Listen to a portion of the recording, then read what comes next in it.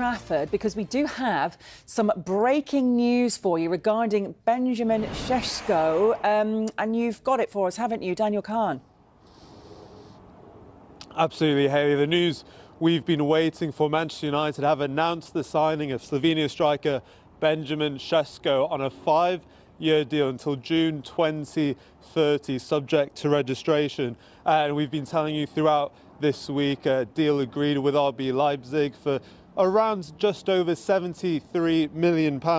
And I mean, I have some quotes just to go through here from Chisco himself after finally signing that contract. Hayley, he says the history of Manchester United is obviously very special, but what really excites me is the future. When we discussed this project, it was clear that everything is in place for this team to continue to grow and compete for the biggest trophies again soon. From the moment that I arrived, I could feel the positive energy, family environment that the club has created is clearly the perfect place to reach my maximum level and fulfill all of my ambitions. I cannot wait to start learning from Ruben and connecting with my teammates to achieve the success that we all know we are capable of together. And just to tell you a few quotes from the director of football, Jason Wilcox, Hayley, as well. He says, Benjamin possesses a rare combination of electrifying pace and the ability to physically dominate defenders, making him one of the most exceptional young talents in world football. We have followed Benjamin's career closely, and all of our data analysis and research concluded that he has the required qualities and personality to thrive as a Manchester United player. And I think, Hayley, just hearing from Jason Wilcox there, I think him, Christopher Vivell, the director of recruitment, will be really pleased with this move. They didn't end up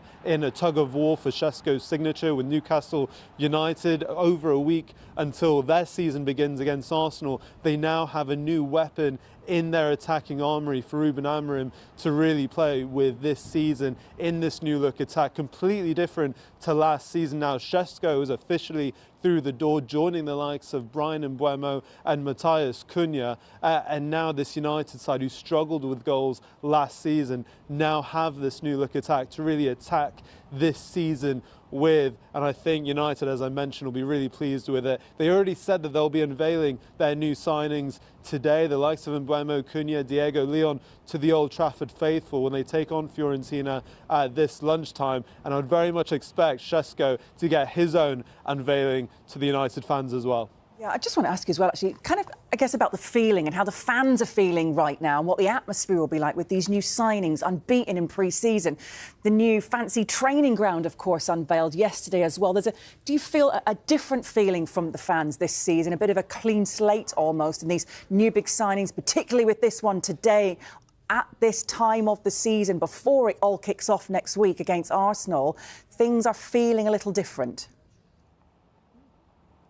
It does, Hayley, because last year couldn't have got much worse in terms of where the club were at, where they finished the season, 15th in the Premier League, losing that European final against Tottenham, where really they didn't cause them all that many issues in terms of trying to break them down. But I think what Ruben Amorim and Manchester United have tried to do over this summer is just rebuild the club. I mean, you talk about the training ground reopening yesterday, that is a huge step. I mean, in the next few months, they're going to be relocating a lot of staff to the training ground because they want that to be the beating heart of the club, with a theatre of dreams behind me where they want this club to really be performing and picking up those vital results and being back to the pinnacle of, you know, English football essentially. But this feeling, I spoke to Diogo Dalot and Tom Heaton yesterday at the training ground, Hayley, and they both spoke about how this pre-season does feel different. It does feel more focused, more together, and that has to be down to a lot of Ruben Amorim, what Jason Wilcox and his team above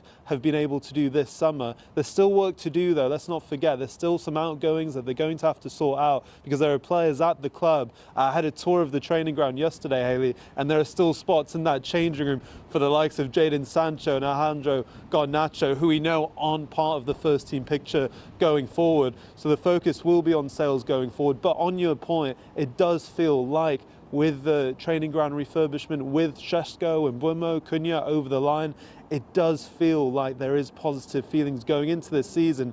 But look, if in the first 10 minutes against Arsenal next weekend they concede a goal, that might all change. Of course it might.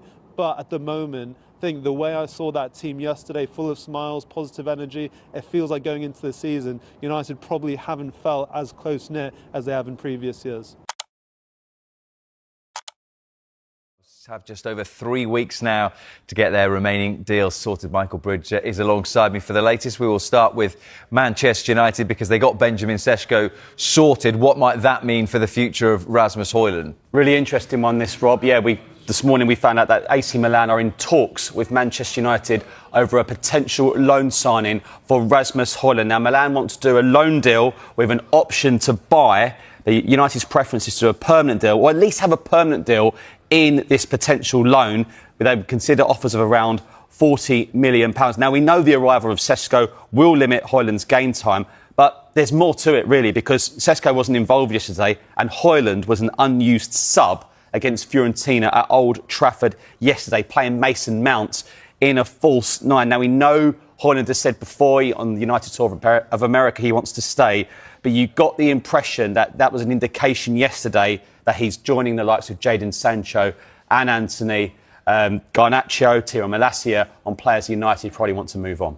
The big focus for United this summer has clearly been forward players, but are they targeting a midfielder as well? Yeah, look, I think United have done very well so far in their recruitment. The forwards they've got in, the three forwards, Cunha and Mbeumo and Sesko, but they do need a midfielder, and the player we know they like is Carlos Baleba from Brighton, but the message from Brighton is we do not need to sell. He's got a deal that runs until 2028 and also a Brighton club-held option allowing him to extend a further stay for a further 12 months. Now, Brighton, recruitment-wise, have been brilliant, haven't they, over the years? And we know they don't let their players go on cheap. Moise Caicedo to Chelsea for £115 million in 2023.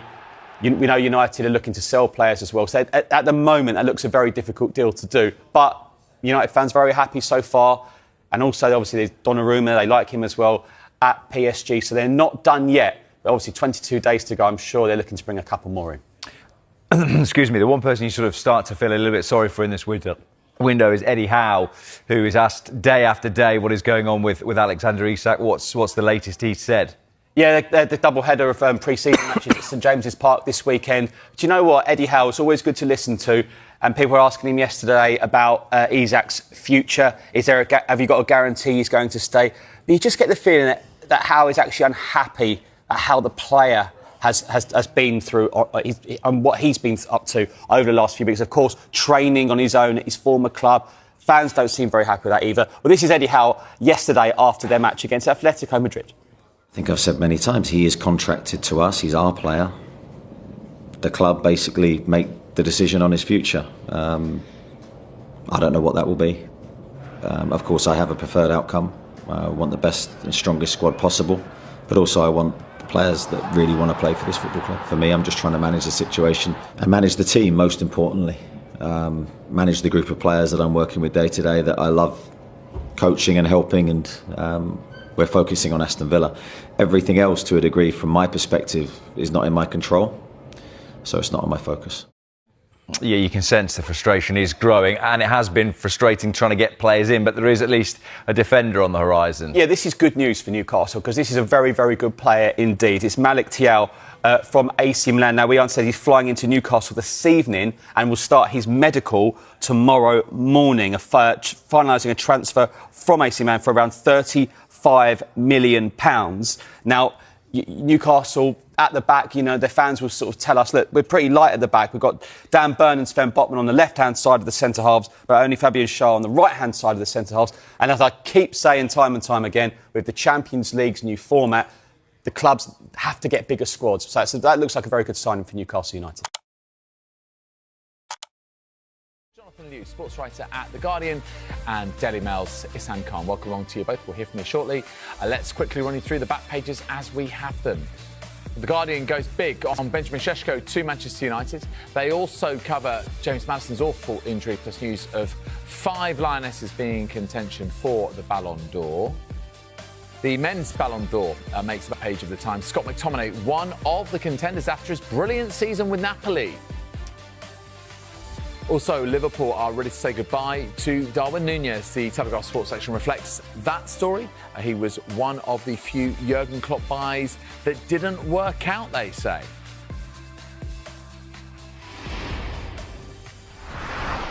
Welcome on once again to Jonathan and to Isan. Great to see you both. OK, so let's start off with the transfer news and obviously the big story.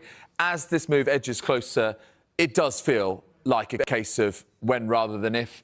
Benjamin Chisco to join Manchester United, and on the back of your paper, Jonathan, it says United wrap up 73.3 million Chisco deal to spoil Newcastle's plans. So this one does feel like it, he's landed, to kind of finalise this deal. And when you look at now where United are at with Mbeumo, with Matheus Cunha and Benjamin Chisco, how does that transform things? Well, it certainly transforms the feel around the club.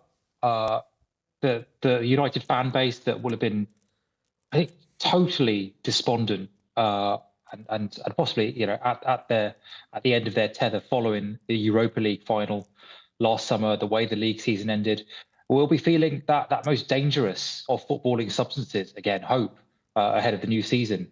And that front line is totally, it's reinvented. Cunha and Mbeumo, you have to assume, will probably play as the 10s in that 3-4-3 system, and Sesko now as that number 9, assuming that deal does go through. What does he bring?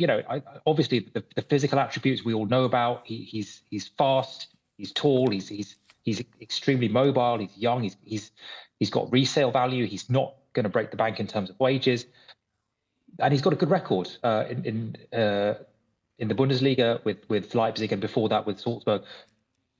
Does the fact that he's scored goals for Leipzig mean that he's going to score goals elsewhere? I think that the jury's slightly out on that. I think we saw with Timo Werner, for example, with Christopher Nkunku, that the style of football that Leipzig play and the sort of teams that you come up against in the Bundesliga, it's not automatically transferable to the Premier League. You look at how Hojlund's figures dropped off when he came to the Premier League. You look at other big number 9s who have come from the Bundesliga to the Premier League, and it's not a done deal. For every Haaland, there's a full crew. So what I would say is that for Sesko, the ceiling is quite high. I mean, he's obviously been on the radar for a lot of Premier League teams, a lot of really good Premier League teams for some years now. The fact that nobody has taken a gamble on him yet at this kind of money, and United have, suggests that it is a gamble of sorts. So it's one that, if it does pay off, it's obviously huge for them. United fans will be extremely, extremely gratified. I think that they've managed to beat off the competition of Newcastle. Whether he's going to be a guaranteed success, I think that's the sort of thing that only time's going to tell. Yeah, if we look at the back page of the Times sports section with the headline, United take spending past £200 million. It's a piece from friend of the show, Charlotte Dunker. And talking about the numbers here, we're talking about whether it pays off, Jonathan, but Isan, to you, £66.3 million is the initial fee, 7.4 million is the add-ons potentially, is what they're reporting.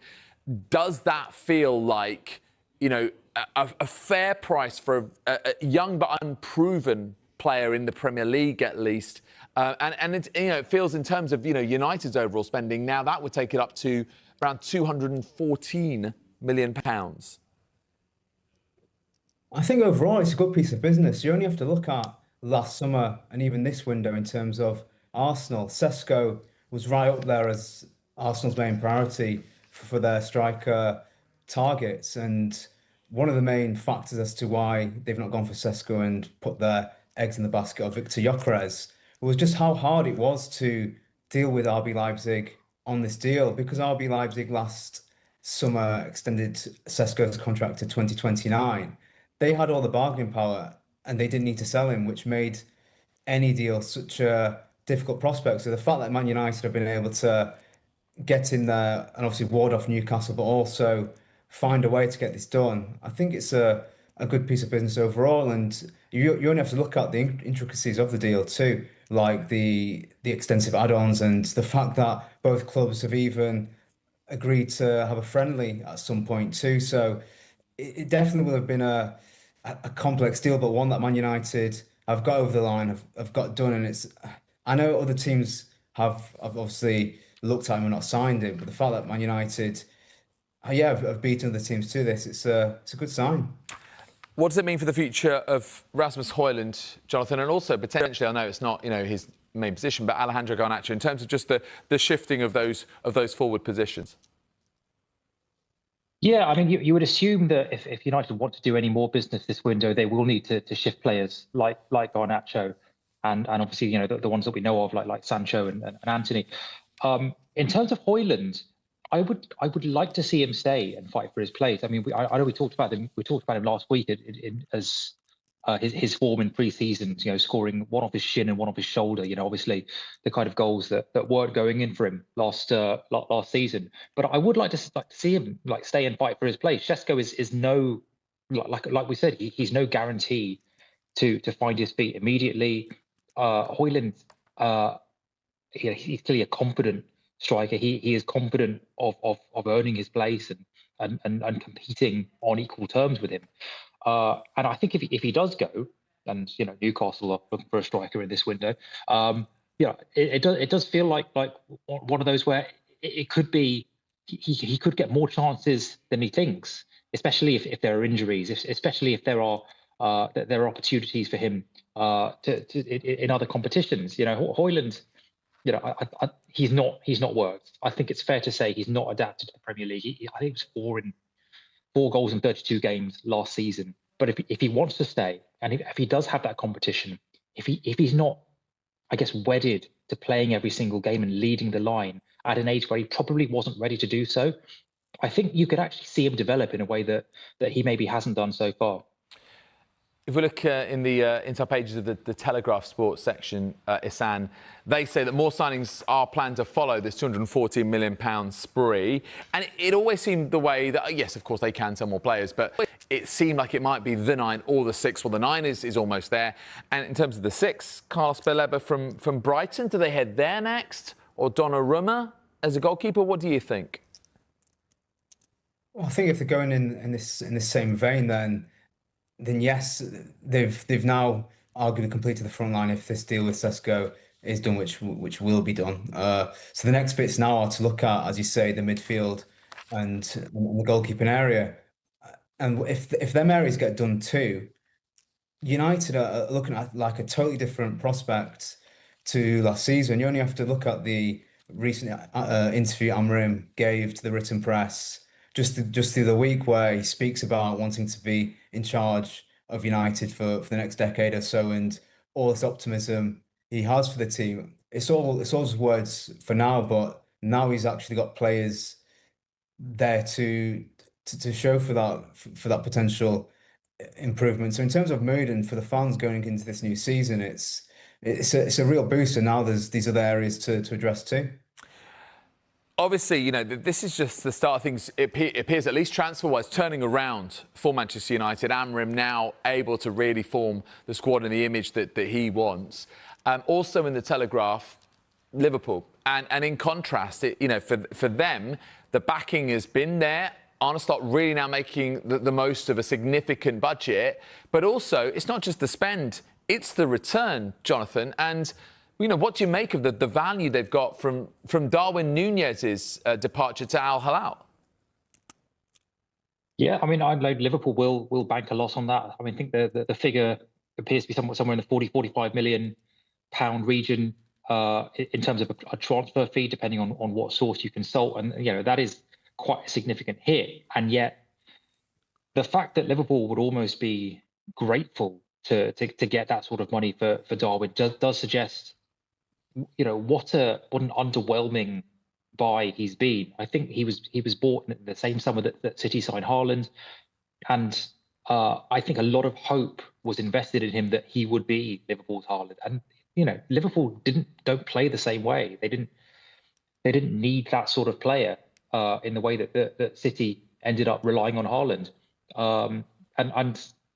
It is the numbers don't lie, really. He has been an underwhelming purchase at Liverpool, but I think he goes with a lot of goodwill from fans. He's like someone like Divock Origi, who again didn't perform well in terms of base numbers, but provided so many memorable moments, who carried himself, who conducted himself, I think, in a very admirable way, despite not getting the opportunities that he would have liked. I think he does go with a lot of goodwill. And in terms of where it leaves that Liverpool front line, it does leave them, I think, a little bit short. And it's been a quite an extraordinary summer of change and turmoil and upheaval in that Liverpool front line. In that you may well see 3 or 4 players coming in, or 3 or 4 players going. Diaz is gone. Nunez is gone. Obviously, Diogo Jota has very tragically gone, and so that is a huge upheaval and a huge period of adaptation that front line needs to go through. And I do think it leaves them slightly short, because there's no way Salah is going to be able to carry the workload that he did last season with AFCON coming up this summer.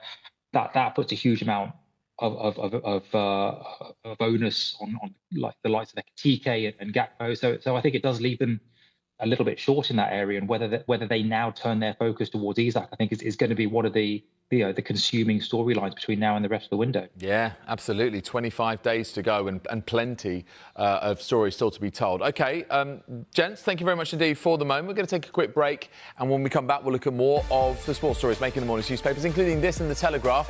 Chelsea's interest in Alejandro Ganacho is discussed, along with that ACL injury to Tottenham Hotspur's James Maddison. Stay with us.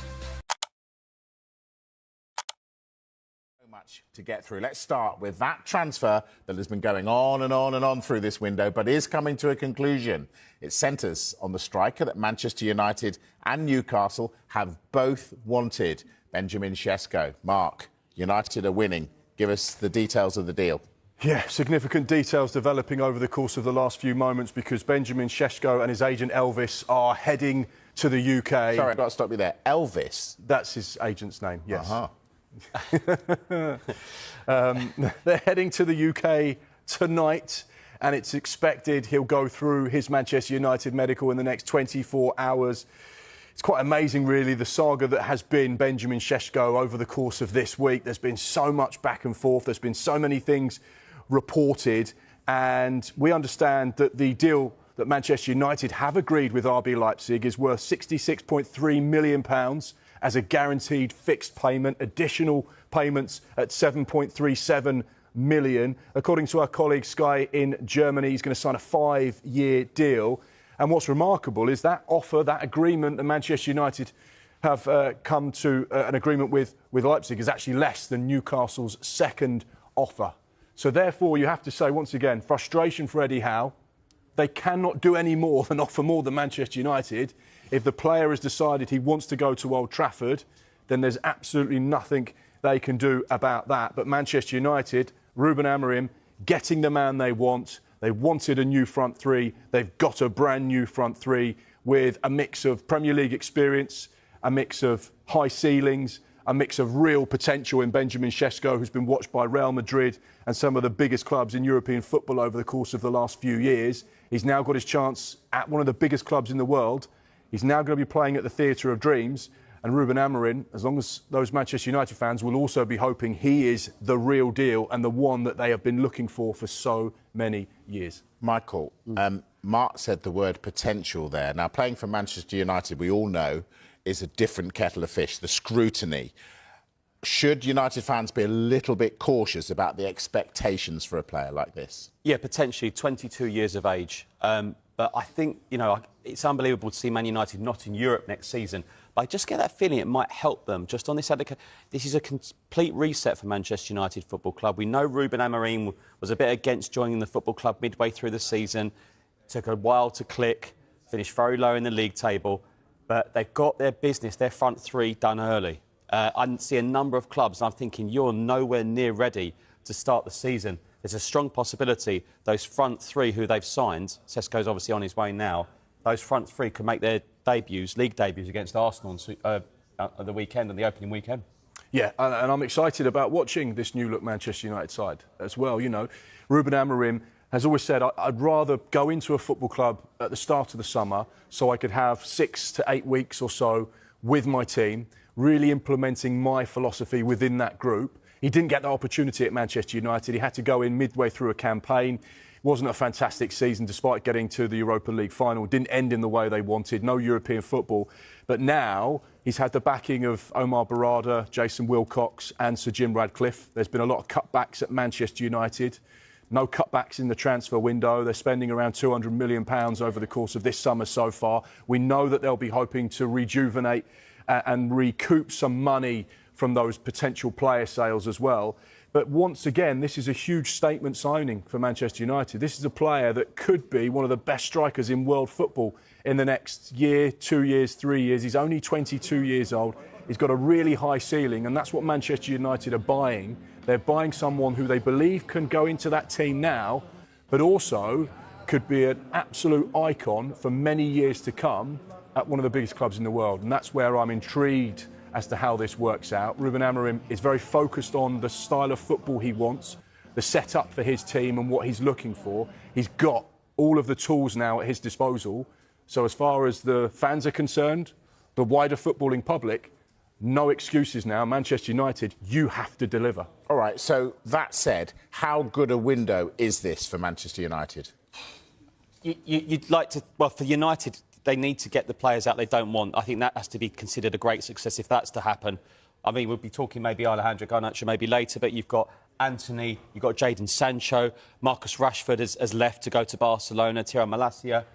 I think it's not a success if United don't get those players out, because people are obviously rightfully saying, well, they're spending a lot of money because those players who aren't part of the plans are currently on big wages. So there must be that hope/expectation that these players will eventually leave the football club. Do they have to go now, though, Mark? No. Manchester United have been quite clever in one respect, because when they bought Matheus Cunha, £62.5 million release clause, that was actioned in the previous accounting period before the 1st of July. So therefore, in theory, they have got that outlay, which will be amortised over 5 years, in the previous set of accounts. And the business they've done since the 1st of July will appear in this set of accounts. And obviously that runs to the 30th of June. So any potential player sales, as long as they're done by the 30th of June 2026, then they've got that time to try and balance out, should they need to, this set of accounts over the next 12 months or so. So it's the same with Newcastle when they sold Yankuba Minteh and Elliot Anderson and took the goalkeeper from Forest. Aston Villa have done it in the past. Other sides have traded amongst each other when they've needed to make sure they balance the books for PSR reasons. So Manchester United, whilst they're not in Europe, are in a situation where they've actually got a little bit more time to make sure they can balance things before next year. Of the big breaking news, Manchester United have made an official bid worth just under £74 million to RB Leipzig for striker Benjamin Chisco. The fee is an initial £65 million plus around £8.9 million in performance-related add-ons. We're going to go to Keith Downey, who is still at the Newcastle United training ground and joins us live now. Keith, what can you tell us? What does this fresh bid mean and the knock-on for Newcastle? Yeah, well, I've been saying all day, really, haven't I, that Newcastle, I think, have been internally a little bit concerned that Manchester United come to the table and then Benjamin Schnell potentially favours a move to Manchester United. And as you rightly say, Julia, that offer was made by Manchester United, totalling €85 million. So €75 million up front plus €10 million in performance-related add-ons, which is actually short of Newcastle's offer that was made last night. Newcastle offering around about £5 million more, £80 million up front with £10 million in performance-related add-ons. So as it stands, Newcastle have offered a little bit more up front and a little bit more in total, but Manchester United have come to the table, and one source continues to maintain to us that the player favours a move to Manchester United. We're told that he's open to both moves, and it's not that he's against a move to Newcastle United, but if it came to a choice between the two, according to this one source, Manchester United would be the choice. Now remember, we have yet to hear back from Leipzig as to whether they've accepted Newcastle's 80 plus 10 million euros offer last night, and of course we are yet to hear if they have to accept this one from Manchester United as well, but it would be surprising if they accept a lower bid and not the higher one from Newcastle United that was made last night. So it's all becoming a bit of a confusing situation, but I think internally here in Newcastle they were given some encouragement in the last 24 hours that the player would be up for moving to Newcastle, but there was also that concern that perhaps that was just to smoke out the formality from Manchester United to stoke out that interest with a formal bid, and it looks as though that is what has happened today, and it feels from certainly the noises that we're hearing that Leipzig will leave it up to the player to decide. So look, we've not heard the last of this one. I think there'll still be a bit more negotiating to come. But Newcastle, I told you about an hour ago, were the only club at the table for Benjamin Schnell. Now Manchester United have followed up that interest with a formal bid of their own. And while it doesn't quite match Newcastle United, it feels like it leaves the player with a decision to make. Yeah, and as you say, a big one for Šeško to make Newcastle or Manchester United. How much of a blow, Keith, would it be for Newcastle if they do miss out on another key target this window? Yeah, look, it would be a hammer blow for Newcastle. It's been a bit of a disaster transfer window for them. There's a long list of players that they've got quite far down in terms of negotiations with, only to find that they choose to go elsewhere. You know, I can go through them all. Hugo Ekitike, who of course gone to Liverpool, João Pedro went to Chelsea, Liam Delap went to Chelsea. Manchester United themselves have already taken Brian Mbeumo. Newcastle thought they had a chance there. Dean Howson, the Bournemouth central defender, went to Real Madrid. There's a number of players who Newcastle felt they had a chance of signing but have gone elsewhere. The fact they've got to this stage with Šeško, and it's a player that they've admired for a long time, and it feels as though the options available to Newcastle in that striking department are getting less and less. This one will really hurt if he goes to Manchester United instead, because the Man United front three next season of Cunha, Mbeumo and potentially Sesko, if he makes the move, would be a front three that Newcastle would have loved to have had. So look, it's been a really, really difficult window, but look, it's still alive. Newcastle's offer remains on the table. It's not been rejected. Neither is Manchester United, and I'll say it again, Newcastle's offer is more. So that just adds another layer of intrigue to this ever-developing story. Yeah, Keith, you've mentioned just how tough the window has been. Does that mean, do you think Newcastle might go beyond what they wanted to pay to try and get Šeško? I think they probably already have, Julia, if I'm honest with you. I mean, that's a lot of money as far as Newcastle United are concerned. Remember, their club record was the 58 plus 5, 63 million total that they paid for Alexander Isak 3 years ago. So this offer is essentially £70 million plus round about £8.5 million in add-ons, so almost £80 million the total. So it would smash their club transfer record. That is the offer that's on the table with RB Leipzig. So I think that shows how much Newcastle want to sign the player. I'm sure they'd probably make him the highest earner at the club as well. So look, they're throwing everything at it. They're making it clear to Šeško they want him here, in the knowledge, of course, that they've got a player in the shape of Alexander Isak who's agitating to leave. And of course, you have to remember, if Šeško chooses Manchester United rather than Newcastle United, that then will have a knock-on effect as to the future of Alexander Isak. Liverpool had an offer for him rejected by Newcastle on Friday, £110 million plus add-ons. My understanding is that Newcastle will not allow Alexander Isak to leave the football club until they have got what they believe is a like-for-like replacement, and Šeško is that. And coupled with that, Liverpool make an offer that Newcastle can't refuse, and of course they refused that one last week. So this isn't just about Šeško and Newcastle and Šeško and Manchester United. This is also about Isak in Newcastle and Isak in Liverpool as well. So yeah, it's a very complicated situation, and that has just added a real, extra dimension of drama to it. The fact that Manchester United have come to the table and made that offer, €75 million plus 10, following in Newcastle's offer last night, which was €80 million plus 10. It is all very complicated, Keith. Thank you for explaining that to us. Now, you can catch a full roundup on the transfer show at 5 and then 7 p.m. Days until the Premier League season begins, but will Alexander Isak still be a Newcastle player? Well, let's go live to Pete Graves at the club's training ground. Good morning to you, Pete. Great to see you. Look, put us up to date with what the latest is with the Newcastle's star striker.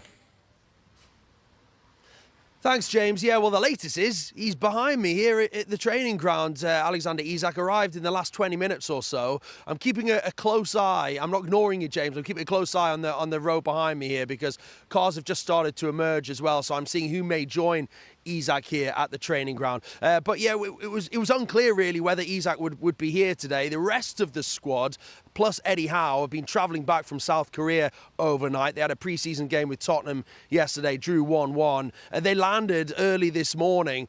It's our understanding that the players have got the day off, a bit of time to recover from that trip. Of course, the plane was actually delayed a little bit as well. So you'd imagine there's going to be a tired manager and some tired players there.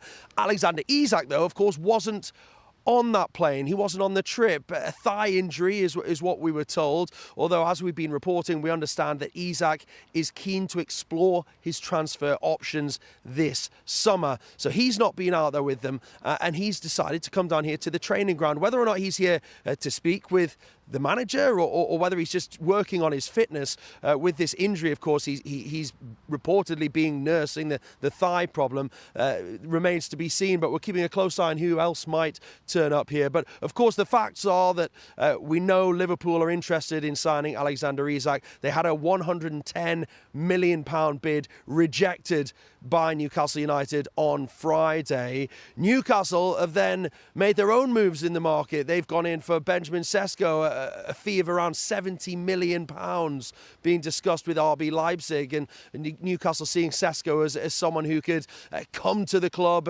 and well, not only play alongside Alexander Isak or replace him if Isaac was to be sold. Sesko, just 22 years of age, a big striker, imposing character on the field as well, and someone that Newcastle United would see as a potential replacement down the line for Isaac were they to cash in. But the big news, yes, this morning, James, is that Isaac is here. He is at the training ground, the first time we've seen him here in some time. Like we say, he's been training in Real Sociedad, his old club, and Eddie Howe admitting that he found that out through the media, which tells its own story, doesn't it really, about how much they've maybe spoken in the past weeks. But just some interesting quotes from Eddie Howe as well that reached us in the last 24 hours from this camp in South Korea. He told the Daily Mail, "You have to earn the right to train with us. We are Newcastle United." He said that the player has a responsibility to be part of a team and part of a squad. He talked about having to act in the right way to play at this football club. And he said also, key here at the end, no player can expect to act poorly and then train with the group as normal. I think that's very key, isn't it, when you look at the situation over the past few weeks, and Alexander Isak not being part of this trip to Asia with the rest of the players and Eddie Howe. He's well behind now on pre-season, but he is here now at the training ground, looking to maybe make up for lost time. We're going to keep a close eye on this. Clearly, the coming hours and days are absolutely key. And we're just going to have a look here as another car makes its way down towards the training centre here. These are the live pictures now as we try and have a look. Of course, blacked out windows, but we'll wait and see who was in that car. Could that be the manager, Eddie Howe, arriving here right now? We'll keep you right up to date, but it's all moving here at Newcastle United training ground. With us, we talked about why the demand is so big for Sesko, but of course, we are now comparing Sesko to Isak because it might be one out, one in at Newcastle. How different are they as strikers? Yeah, I mean, obviously, physically, they're significantly different. Isaac is a lot more polished in what he does, but of course, that's been a process. There is still a rawness about Sesko, but you look at his journey. He was at Salzburg, and he took a while to get going there, but once he did, he started to score goals.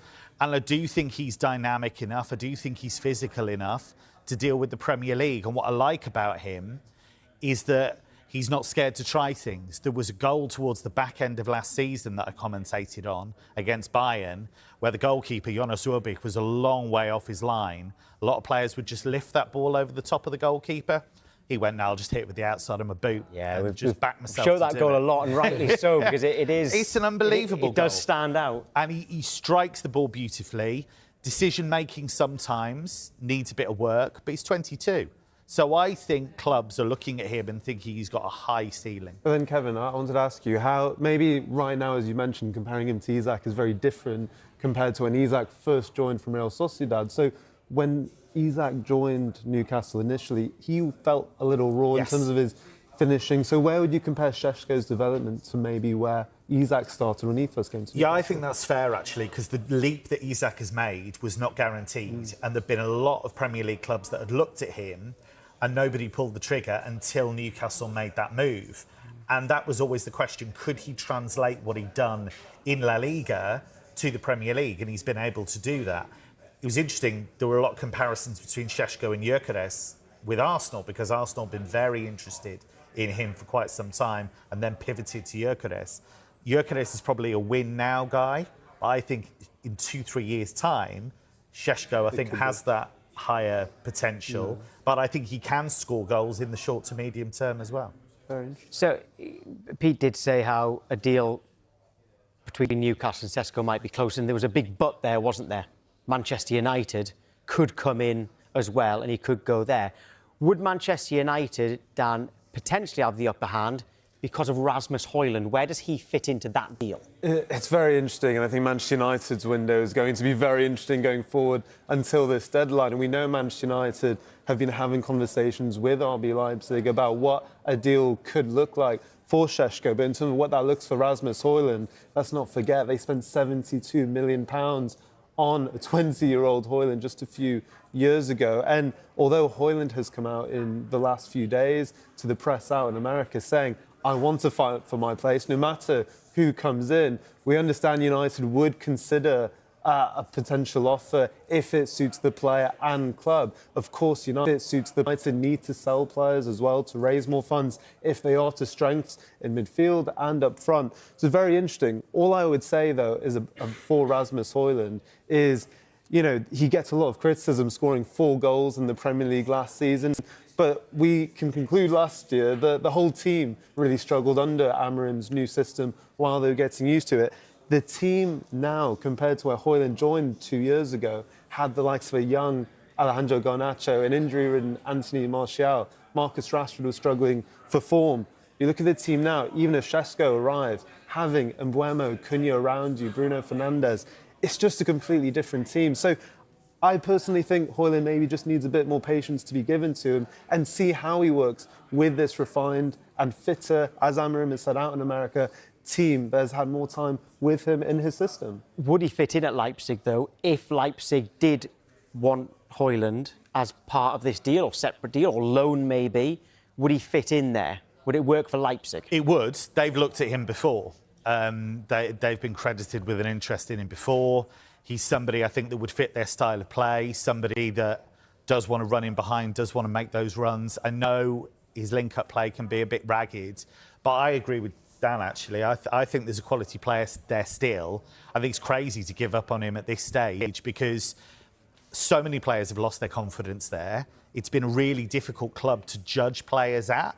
You look at Xerxes gone there with a decent reputation and it hasn't happened for him either.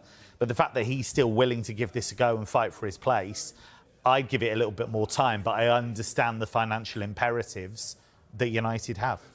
Yeah, well, lots going on at Manchester United, and one player who looks to be staying is Bruno Fernandes. It comes as Al Nassr failed in an attempt to sign the Manchester United captain. You may remember Fernandes rejected the chance to join Saudi Pro League rivals Al Hilal earlier this summer, right? But Dan, how important is it that they keep him? Yeah, I mean, on that point, we understand, in recent weeks, Al Nassr, of course, a prominent team out in Saudi Arabia, have also failed in an attempt to sign the Manchester United captain. And, I mean, his importance is unparalleled when you consider where would United have been without him last season.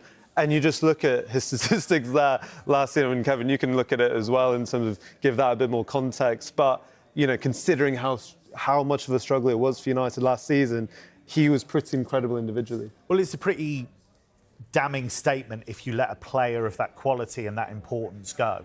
And I think he is an identity figure. He is somebody that does grab games by the scruff of the neck. I know he has had criticism sometimes for some of his meltdowns in the bigger games, but actually, you look at the body of work in general, is very, very impressive. And perhaps most importantly of all, Ruben Amorim time and time again speaks up for him and talks about how important a player he is. So to let him go effectively for financial reasons, I think is a really bad look. So I think it's really important they keep him.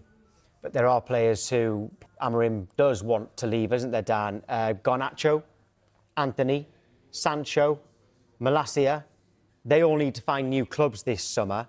But it's looking at this stage, with 4 weeks left, it's easier said than done. Absolutely, and I think they all have their own individual circumstances. With Jadon Sancho, we reported last week, Borussia Dortmund could be potential suitors once again for Sancho, but there's going to have to be considerations on Sancho's part with his salary demands. You look at Alejandro Ganacho, and we'll be talking about Chelsea very soon. We know they're very much, admirers of Ganacho, but they have other targets they're trying to get over the line, perhaps before they pursue that deal. Tyrell Malacia has just not played a lot of football, so when clubs look at him, very difficult to have an evaluation on him as well. And Anthony, we've seen he was very good at Real Betis, but again, is there a market for him right now in terms of his wages and the fee United would want for him? We'll have to find out, but I don't think United's window is by far done anytime soon, but there's a lot of incomings and outgoings, but they also have to keep the sheets balanced as well. Yeah, there are some quotes from Amorim on Garnacho in particular, by the way. Here they are. It says, a really talented boy, and sometimes things don't work out. You cannot explain specifically what it is. But I have the feeling, I think it's clear that Garnacho wants a different thing with a different leadership. And I can understand that. So I think it's not a problem. So that's Amorim on Garnacho. One player who has gone, or at least temporarily, is Marcus Rashford. Kevin, he's gone to Barcelona. But is he going to be allowed to play? What's going on with his registration? So we're back again to Barcelona and their registrations. Because of the financial issues they have, it's not easy for them. They don't have a lot of wriggle room in terms of the salary cap with La Liga. So they haven't yet been able to register him. Now, he's spoken to the media about this. He says he's relaxed. He says that he's happy to let the club get on with it. But if you look at the situation currently with their goalkeeper, Marc-Andre ter Stegen, now he was their undisputed first choice, but he was injured last season.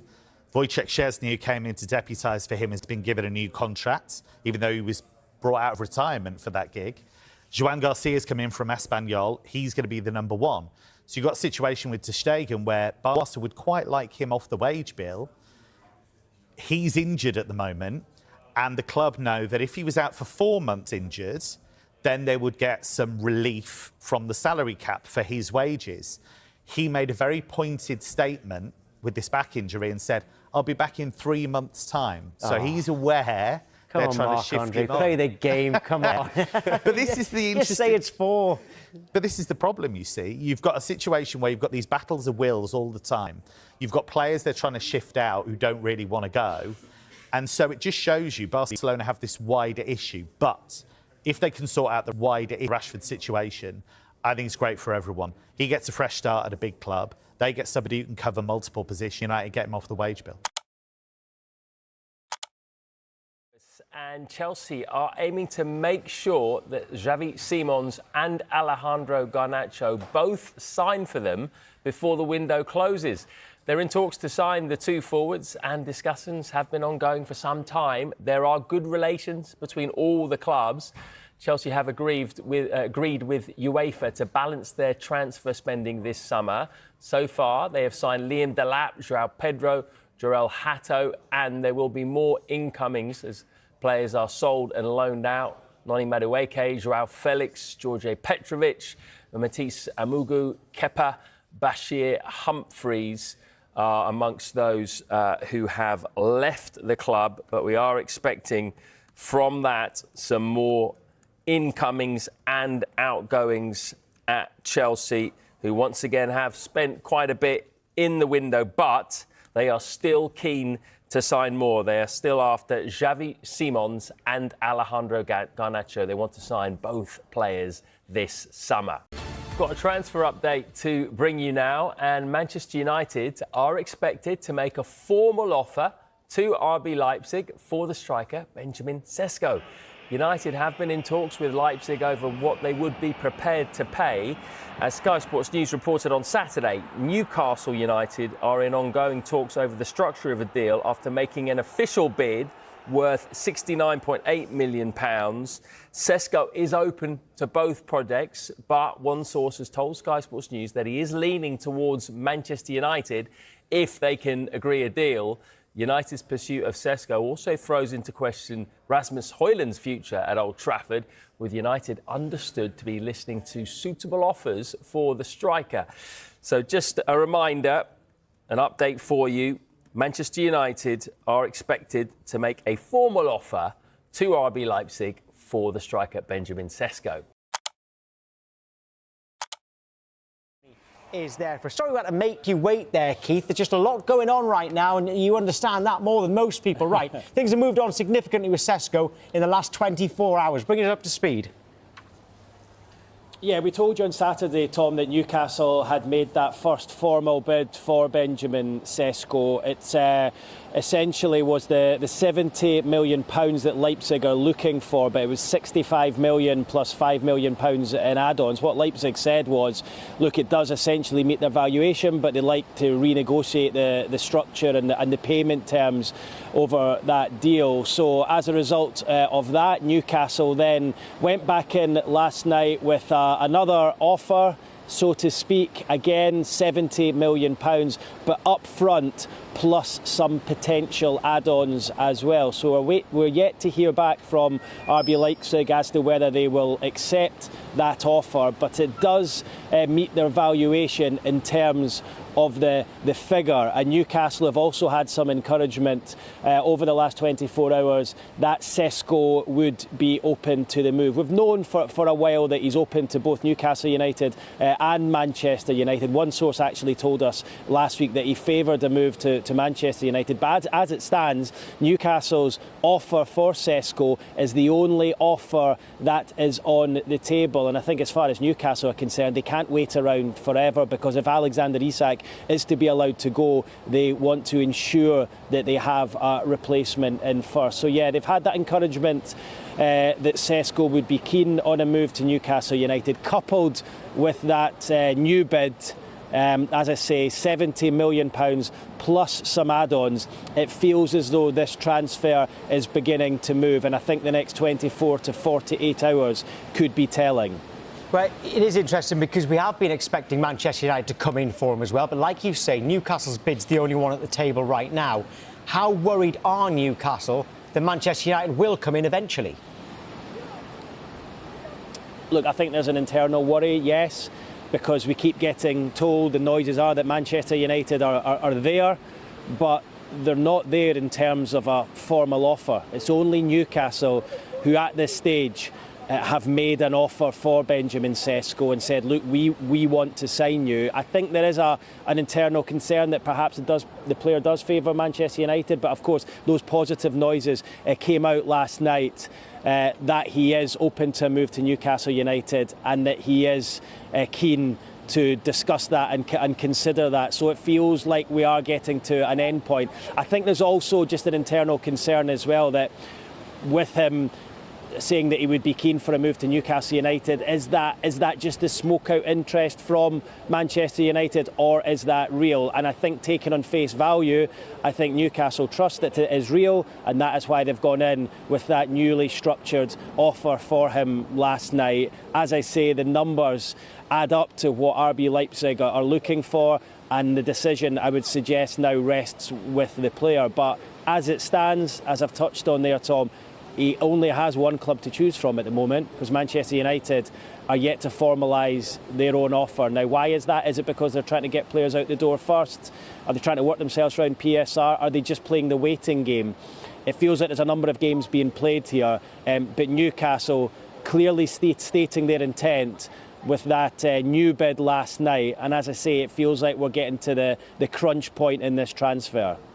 Yeah, it does appear so. Remember, all of this is going on while the Alexander Isak situation is going on too. Where is he now, do you know? And when will he rejoin the first team? He's in the building behind me, Tom, right now, recovering from that minor thigh injury that he reported just under 2 weeks ago when he failed to travel to Asia for Newcastle's pre-season tour and instead went on a self-imposed training camp to Spain, to the Real Sociedad training camp, which of course, ground should I say, which of course was lying empty at the time. So he was back in yesterday on his own, receiving some treatment. He's back in again today. You would expect he's going to meet with manager Eddie Howe, because Eddie Howe came out, of course, when he was over in South Korea and said he learnt that Isak had travelled to Real Sociedad to recuperate and train. He found that out through the media. So the optics of the whole thing has not been good. It feels like talks definitely have to take place in the next couple of days, if not today, between Isak and his manager. Of course, remember, Newcastle only returned from South Korea just over 24 hours ago. So the players were given off yesterday, and today, as I understand it, it's just Isak who's going through his recovery, little bit of individual training, probably some gym work himself as well. So he spent over a week over in Spain, flew back in on Saturday night and came back in here yesterday morning. So this is day 2 now of his return to Newcastle United. And as I say, talks will take place. Now, Isak, as we know, is keen on a move to Liverpool, and as we know, Liverpool are very keen on him. They had that bid last Friday, turned down by Newcastle, £110 million plus add-ons. But my understanding is that if Newcastle managed to sign Benjamin Schnell, and as we've been saying there, that move is advanced, then Isak will potentially be allowed to leave if Liverpool come up with an offer that Newcastle deemed to be fair. So they had the 110 plus add-ons turned down. My suggestion would be they're going to have to add on a little bit more to that to get a deal done. Isak is agitating to leave, as we know, but Newcastle will not let him leave until they've got what they believe a ready-made replacement. And Benjamin Schnell is that man, but as yet, they've yet to get that deal over the line. Keith, thank you. Hi, Mark. We've been doing the show since 2019. I can't remember 3 bits of breaking news in one advert breaking. I've never been good enough to deal with that. Right, let's go to. There's a lot to talk about. Let's just stick with Isak, because that's what we were talking about last there with Keith. Because it's all to do with this Benjamin Schnell deal. But with Isak, it seems like his relationship with Eddie Howe may have changed, because at first, Eddie Howe said, I just want what's best for the player. I want the player to be happy, etc. And then suddenly it was like, you've got to earn the right to train with the first team, no players bigger than the club, etc. Can you understand why that relationship has changed over the last few days? Yeah, the dynamic shifted, hasn't it? And it's been quite a tetchy sort of week, 10 days, 2 weeks or so since this initial interest from Liverpool was made public. And then, of course, we've had a different story, and the whole situation has gone in a different direction at every single stage over the last couple of weeks or so. And I should imagine for Eddie Howe, who's just trying to focus on building a winning team to compete in the Premier League and the Champions League, to have his star striker at the centre of what seems to be a tug of war and a lot of media speculation, it will be doing a lot of damage to what he wants to do and cultivate that culture and that spirit and that togetherness, which has been such a huge factor of Newcastle United's success since he went into the North East. You know, this is not what he wants at all. Eddie Howe historically has always wanted his transfer business done really early in the window so that he can spend a good 6 weeks working with the players, working with the new players, so that they can understand and adapt to the systems and setup that he wants. So this is not ideal in so many situations. But like we've always been saying, and like Keith touched upon there, Alexander Isak will only leave Newcastle United if they have what they feel are suitable replacements in that department ready to go. You know, he will not get his wish unless Newcastle United are happy and satisfied they have the squad and the players that they deem to be good enough. And that's where the problem lies, because this is one sort of set of dominoes, but only one will fall when something else gets put in exactly the right place.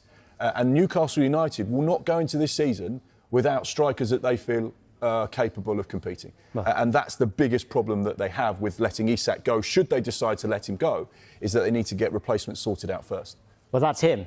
Benjamin Sesko behind us. Now, Newcastle, like Keith says, that's the only bit on the table right now. Yeah. Which part of you thinks, well, Newcastle are trying the hardest to get him, so he should go to Newcastle. But Newcastle went in for Gyokeres and he went to Liverpool. Yeah. So how complicated is this, and how hard are Newcastle going to have to work to get this one done before he gets his head turned by anyone else? Now, ultimately, I always think you can't convince a player to come if he doesn't want to come. You can sell him the dream, sell him the project, explain what you're going to do to him, how you're going to transform him as a player, turn him into a top-class Champions League striker. He scored 4 goals in the Champions League last season, but can he go and better that? Can he get to the latter stages? Is he going to win the silverware that perhaps he wants to do whilst he's at this football club? And that's part of the job that Eddie Howe and his backroom team have to do, and say, look, this is the next right step for you. But ultimately, if the player isn't on the same page and doesn't have that belief that this is potentially his next step, then you're trying to convince someone that doesn't want to be convinced. And ultimately, that's where Newcastle get to a point where they say, ultimately, we have to walk away here because this is not healthy for us.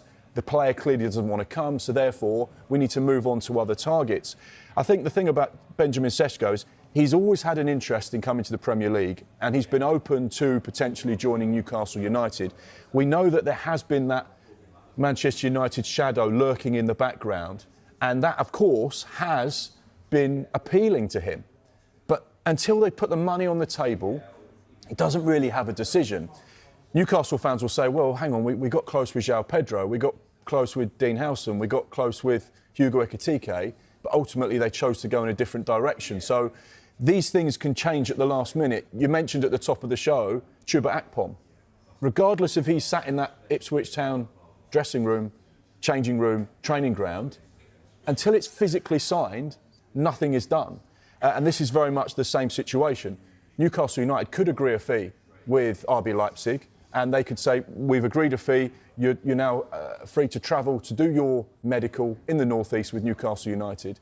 He could fly over to the northeast and then get a phone call to say Manchester United have matched the fee and actually they're going to give you more money, and then he goes from Newcastle to Manchester. That's what's happening at the moment. It feels like there is a lot going on and a lot of moving parts, but like Keith rightly said, this is not going to go on much longer. Newcastle United won't allow this to go on much longer. They're going to want a decision so they can start to focus on exactly what they're doing, and if they do need to move on to other targets, then they'll have to do that. Significant day so far. 3 big updates for you as well. Manchester United in advanced talks with Leipzig over a deal for Benjamin Schnell, and Liverpool have agreed to sell Darwin Núñez. And the breaking news in the last half an hour relates to Alexander Isak. So let's get straight to Keith Downey, shall we? Keith, really good to see you. I know you've been in touch with this story throughout this ongoing saga. We're up to another incident, another chapter of this debacle. Bring us exactly up to date about what is happening here with Alexander Isak. Yeah, debacle is the first time I've heard that word, but it's actually quite a good description, Jess, I have to say. 2 players' names that you mentioned there, Darwin Núñez and Benjamin Schnell, are all linked to this, or potentially linked to this Alexander Isak situation. Of course, this all started a couple of weeks ago when Alexander Isak failed to travel with the Newcastle first team squad on their pre-season tour of Asia. He then decided to have a solo trip to Spain with his own backroom staff, his own individual staff, and get some rehab and some training there, really against the wishes of Eddie Howe and his backroom team at Newcastle. Eddie Howe said he found out about that trip through the media, so the optics of that weren't good. As we know, Isak returned on Saturday to the northeast. The Newcastle first team squad returned on Monday. They were given yesterday off, and they're back in training just a couple of hundred yards over to my right-hand side this morning. Eddie Howe has decided that he wants to have a kind of gathering, friends and family bonding session at the training ground today. So once the players finish training, which is just about now, I think, the players' families and children, wives, partners are all invited into the training ground for lunch and activities for the kids, just to try and ensure that everyone is together. Now, this isn't a new thing. They have it quite often here at Newcastle, but I think the timing of it interesting, given everything that's going on with Benjamin Schnell and Alexander Isak. But interestingly, Isaac has been told to report once the gathering has ended. So he's to report late afternoon here to the training ground, where he will receive treatment and maybe train on his own as the first part of, I guess, trying to reintegrate him into the squad, because he's been posted missing for the best part of the last 2 weeks. So interesting that wasn't Alexander Isak's decision.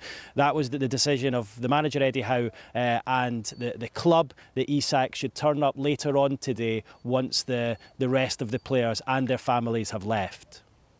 OK, Keith, thank you for that update. But this comes, of course, as Newcastle seem to be losing out in the race for Benjamin Schnell. Is that the case? And how much would that add to this sense of frustration around this current transfer window? Yeah, look, it's been a frustrating summer for Eddie Howe, for the players, I think, as well, who wanted to see new players arrive and help, because they've got a Champions League season coming up. We've only seen Anthony Elanga and Aaron Ramsdale on loan so far, but more than anything, the supporters, who were expecting a number of signings this summer. This was the summer where Newcastle was supposed to strengthen, and as we know now, they've gone for a number of players and just missed out on pretty much everyone they've gone for, bar Ramsdale and Elanga. You know, the likes of João Pedro and Liam Delap, who have gone to Chelsea.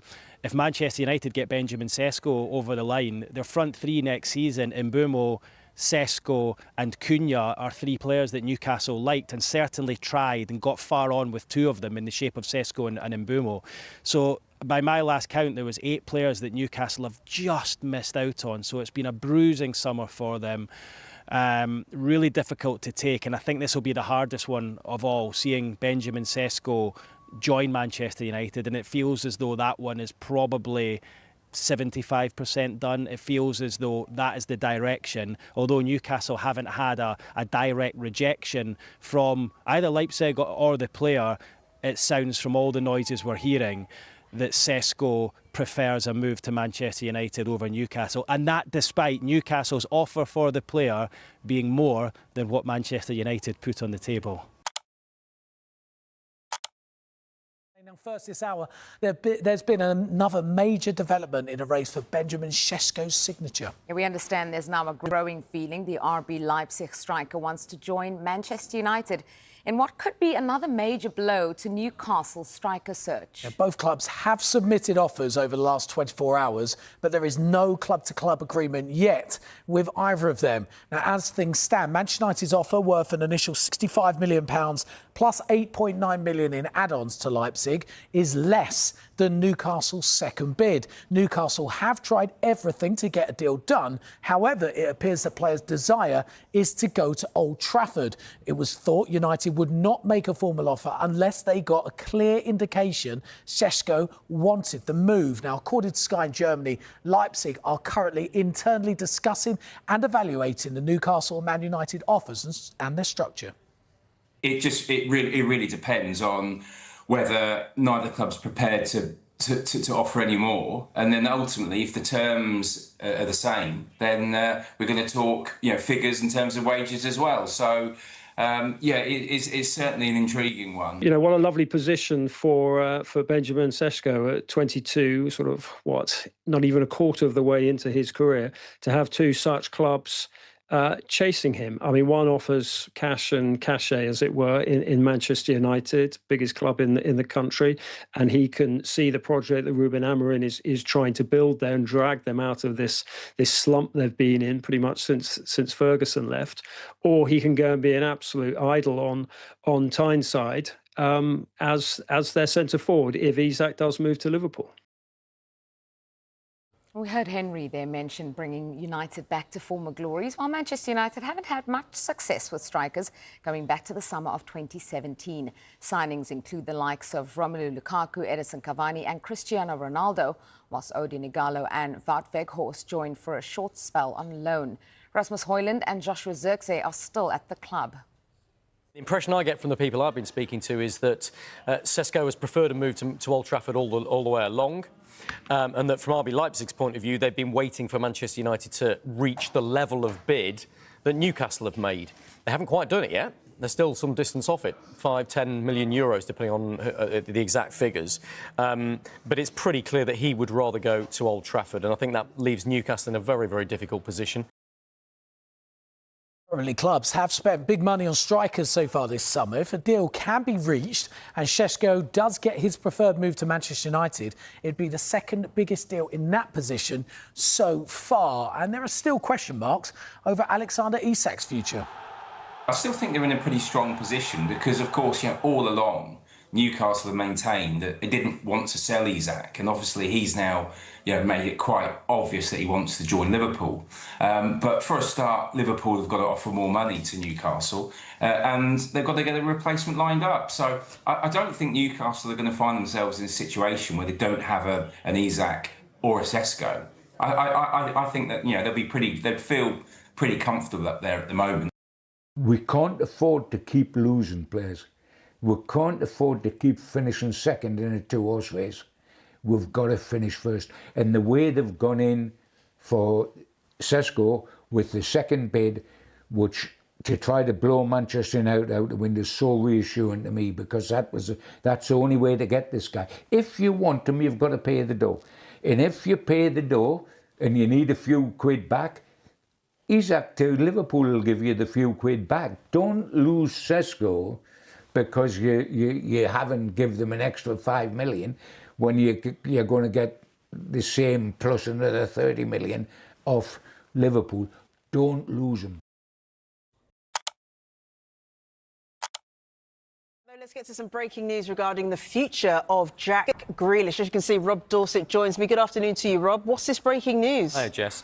Significant news. Everton have made an approach to Manchester City over a possible deal to sign Jack Grealish. Now, there's some conjecture about how advanced those talks are. Some suggestions that talks haven't even started yet. I think it's very clear this is still at a very early stage, and the sense that we're getting, and from my colleague Vinny O'Connor, who's up in the northwest, is that if this does happen, it may be much later in the window when things have become a bit clearer for both clubs. But it's, I think, equally clear that David Moyes is a huge admirer of Jack Grealish and thinks he could do a really good job for Everton. Interestingly, probably using him as a number 10 rather than as a left winger, because with Downey and other options they've got on the left-hand side, I don't think Jack Grealish would naturally slot in that position. So that's an interesting one. The other interesting issue, and what's going to be the key focus of these talks between Manchester City and Everton, I think, is his wages. He is one of the biggest earners at the Etihad. We're told £300,000 a week.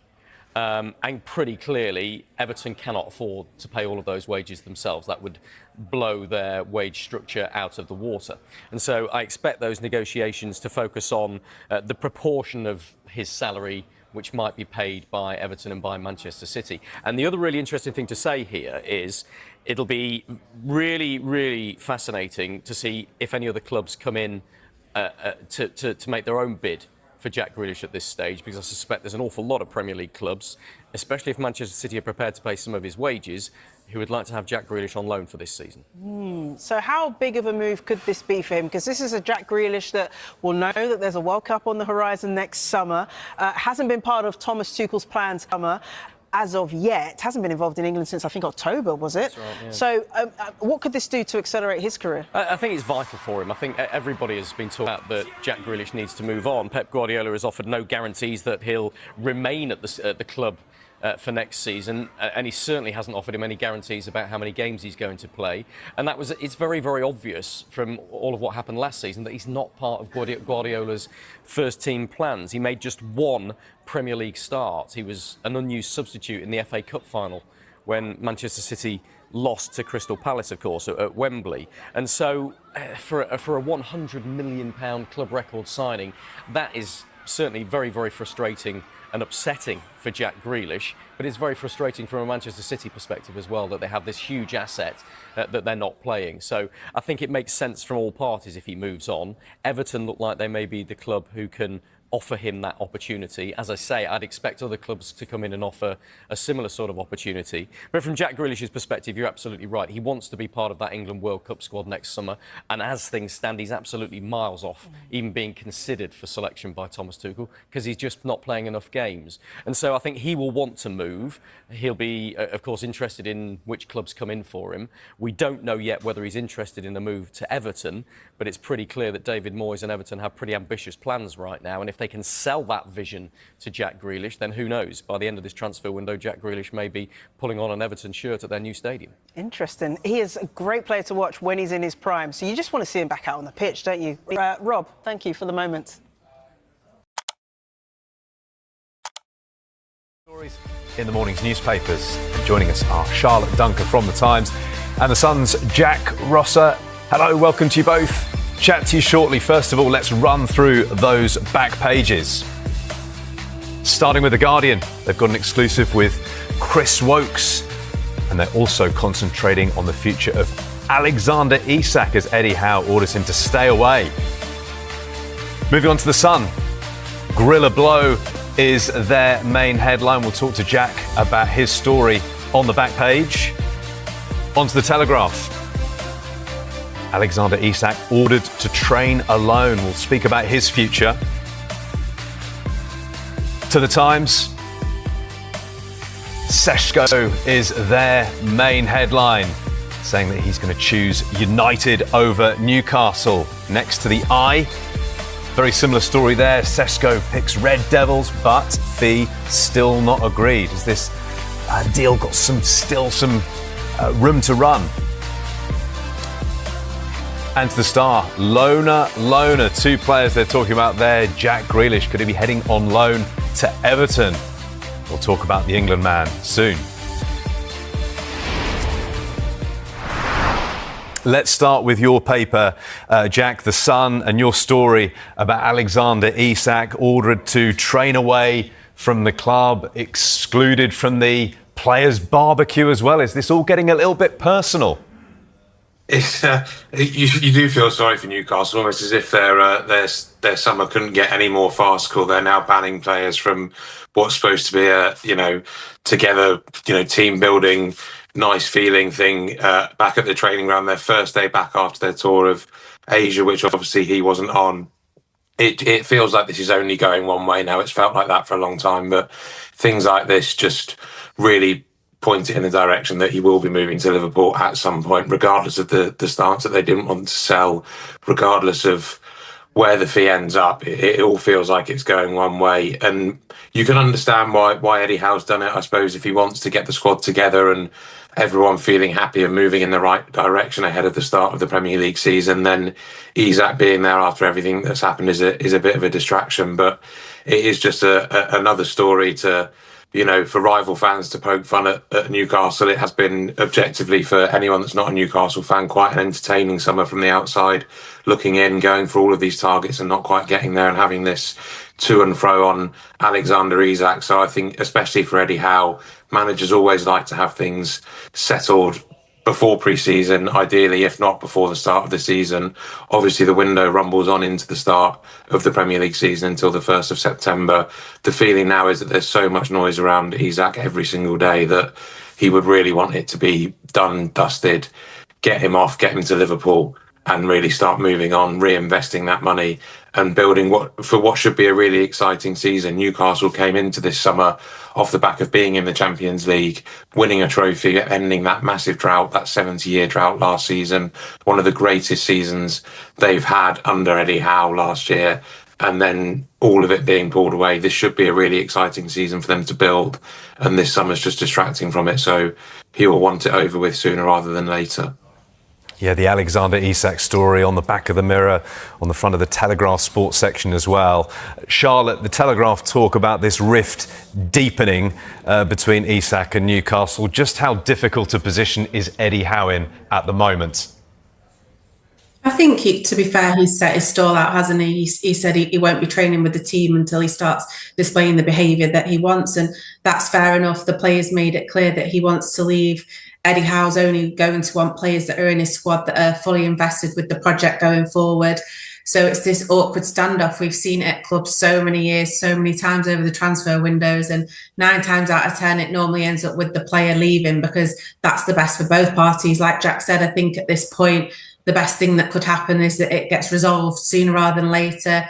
It sounds petty not inviting him to a players' barbecue, but Eddie Howe's working with the group now that he wants to work with going forward. Obviously, they still want to bring players in. It's unfortunate for them that they look like they're set to miss out on another target as well in Sesko. So they're going to want to build this mentality. If they don't bring anyone in, they need to build this mentality going and of strength going into this new season. They don't need people in and around the group who've made it clear that they don't want to be there. So I think Eddie Howe's dealt with it as best as he can. And at this moment in time, that's with Isach training or not training due to this minor injury alone and separate from the group. So hopefully for everyone's sake, including ours, so we don't have to keep talking about it every week, it is a deal that is done sooner rather than later. It's such a huge deal, though, isn't it? And we heard our colleague Keith Downey speak earlier, Jack, over whether we could see Isach in a black and white Newcastle shirt at the beginning of the season. The season's, of course, not far away.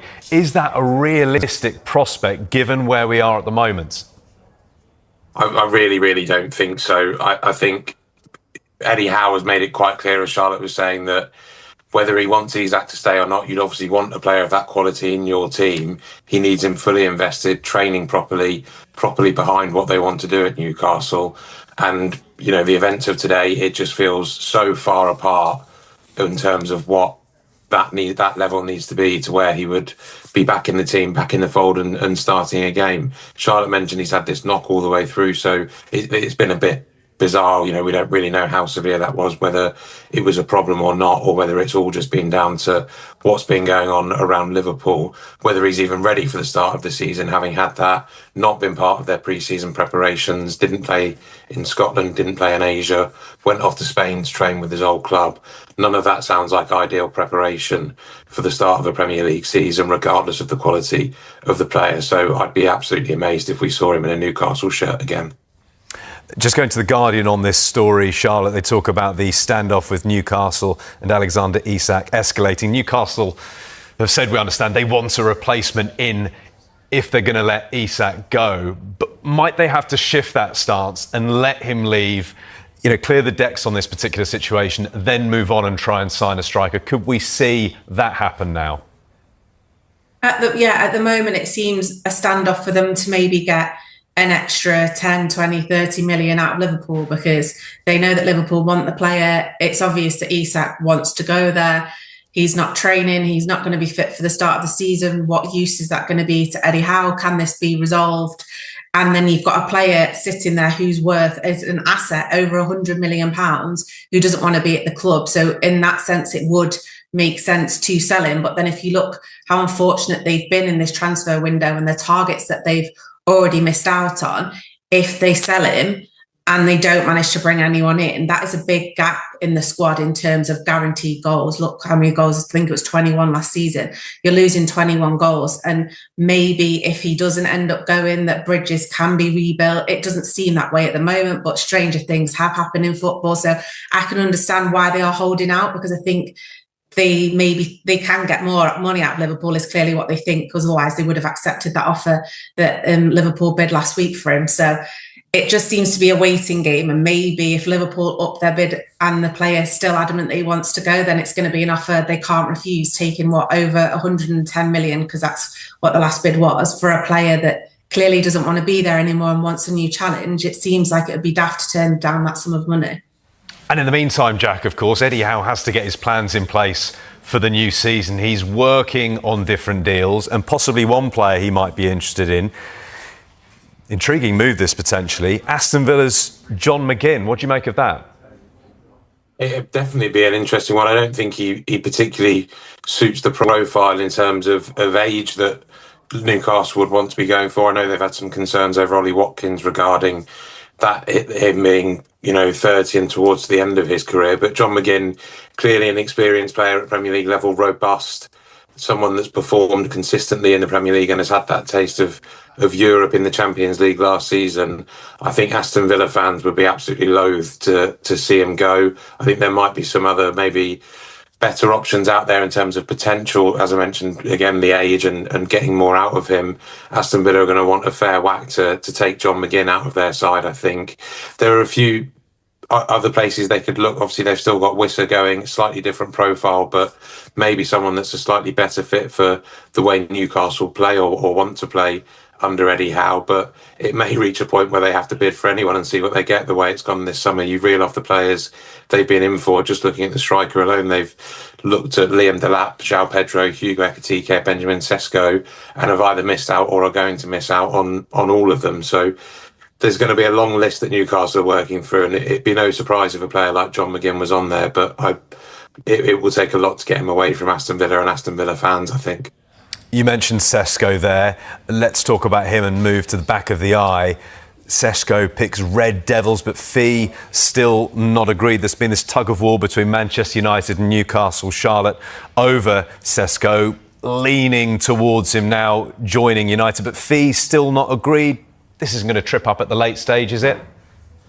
I mean, it's possible, but it's another one that seems unlikely given, like Isaac, the player's been training alone. He's made it clear that he wants to leave. So I think it's a case of just negotiating the finer details in terms of how much money can Leipzig get out of Manchester United. They've currently actually bid less than Newcastle have, but the player has given his intention that he wants to join Manchester United. So it could be that they finally get a new number 9 in, which is obviously been a priority. They want to add goals to this team because they really struggled, not just in the Premier League, but across all competitions last year to score. Rasmus Hojlund obviously has struggled. I think he scored 14 Premier League goals in the 2 seasons that he's been at the club. So clearly not the standard that Manchester United are looking for, but is this a bit of a risk as well? It's a lot of money. The fees there on the back of the Sun, 70.5 million for also another young player who's not proven in the Premier League. They'll be hoping they'll be getting a better hit rate if they do sign him than they've had with Rasmus Hojlund, but it is another one that could be a big risk. But yeah, Manchester United definitely need a new number 9. I think they're going to hope that they can get over the line with the negotiations with Leipzig in the coming days, because obviously there's no problem with agreeing with the player. He's made it clear that he would prefer a move to Old Trafford over Newcastle, which is obviously another blow to Eddie Howe's side as well. You mentioned the word blow there. That's the headline on the back of Jack's paper, The Sun, referring to Sesko opting for Man United over Newcastle. And it's interesting, isn't it, Jack? Perhaps not the most prolific of strikers in the Bundesliga, but only 22 years of age, more than 250 appearances for club and country. He's got an impressive CV given his age, hasn't he? He has, and a lot of players have... A lot of clubs, have been looking at him this summer. Arsenal did an awful lot of work on him. Newcastle, obviously keen. He's obviously someone that's well liked by people that know what they're talking about when it comes to analysing these players, whether they've got an incredible goal record. You know, someone like Haaland, it's easy to go and pick, but the people that really look into this detail have obviously identified something in Sesko. Like Charlotte said, it is a gamble. It's a big fee. And he will know, having watched Manchester United for the last couple of years, that it's not an easy ride going in there. The pressure that was on Xerxes, Hojlund as young strikers going in, if they don't get off to a flying start, then it becomes a really difficult place to rebuild yourself and get going again and find your feet if you don't make a running start at Old Trafford. It's a big year, though, for a trio of players they brought in. It's a lot of money they've invested in overhauling that forward line to move away from Ganacho, Xerxes, Hojlund, to bring 78.5 on Sesko, 70-odd million on Brian Mbeumo, 62.5, I think it was, on Matheus Cunha. And there's no guarantees around any of them. Cunha and Mbeumo have been good players in the Premier League, but never threatening that top half, really, in terms of places with their respective clubs. So they've got to go up another level and prove themselves. And then, as we've said, Sesko coming in with no Premier League track record. It's an awful lot of money to spend on nothing that's guaranteed. Obviously, you could never surefire say that something's going to work, but the pressure of Manchester United and the pressure of those fees, it's going to be an interesting start to the season for all three of them. And this story features on the back of the Times as well, Sesko choosing United. Charlotte, it's interesting to look at some of the comparisons you might read about between Sesko and Erling Haaland, their respective records coming from the Bundesliga to the Premier League. For Haaland, it was 86 goals in 89 games at Dortmund, and for Sesko, 39 goals in 87 games for Leipzig. So far less prolific. Should we read anything into those records? I mean, I think if you tried to compare any striker, mainly in history, to Erling Haaland's record, they're going to struggle to come up against the phenomenal numbers that he gets. So I think comparing anyone against Haaland's probably an unfair benchmark. In that story that my colleagues have written today, though, there is a graph and it does show that he even falls behind. I think it's shots per goal and goals per game. He falls behind the likes of Watkins, Chris Wood. This is if we're looking at Premier League strikers, Salah, Haaland, Wissa. So all Isaac, like we mentioned before. So players who we know are proven Premier League goal scorers. If you compare his stats, he is falling slightly behind them as well, which to me would be more of a concern than directly comparing him to Haaland, who's a goal machine like we've not seen for a very long time. So yeah, I think that's an unfair benchmark to set him against, but he isn't coming in as a prolific, like you say, 50, 60, 70 goal player who you think is going to hit the ground running. It's going to take a lot of work. And like Jack said, there is so much pressure on these players at Manchester United to do that. Cunha and Mbeumo looked quite sharp on Manchester United's pre-season tour, but the team did still look lacking in that number 9 position. So whoever comes in to play up front, there is pressure on them. But also I think there's still pressure as well to maybe bring in a number 6, because Manchester United are really lacking in that area of the pitch as well. So I don't necessarily think that this will be the missing piece of the jigsaw for Ruben Amorim if he was to bring in a number 9, whether that is Sesko, which obviously they hope it's going to be. So it's going to be interesting to see what United decide to do in the last few weeks of the window. An interesting time in the window. Charlotte, Jack, thanks very much for now. We will talk about Jack Grealish's future next. When we return, we will look at more of the sports stories in the morning's papers, including this in the Telegraph that calls new Arsenal striker Victor Gyokeres a goal pig. We'll explore what that means next. Benjamin Schnell and Manchester United, with Rob in the studio with us now. We understand at this moment in time that Sesko's preference is to join Manchester United over a potential move to Newcastle. Can you understand why he's been drawn to United? It's interesting considering Manchester United finished 15th. No, obviously, European football this season, and Newcastle do. And they do have Champions League. So that's a real, almost kind of balance, because, you know, a lot of players, they look at the history of the club, the size of the club, huge. Both are big. But in terms of global status, of course, Manchester United are a bigger club.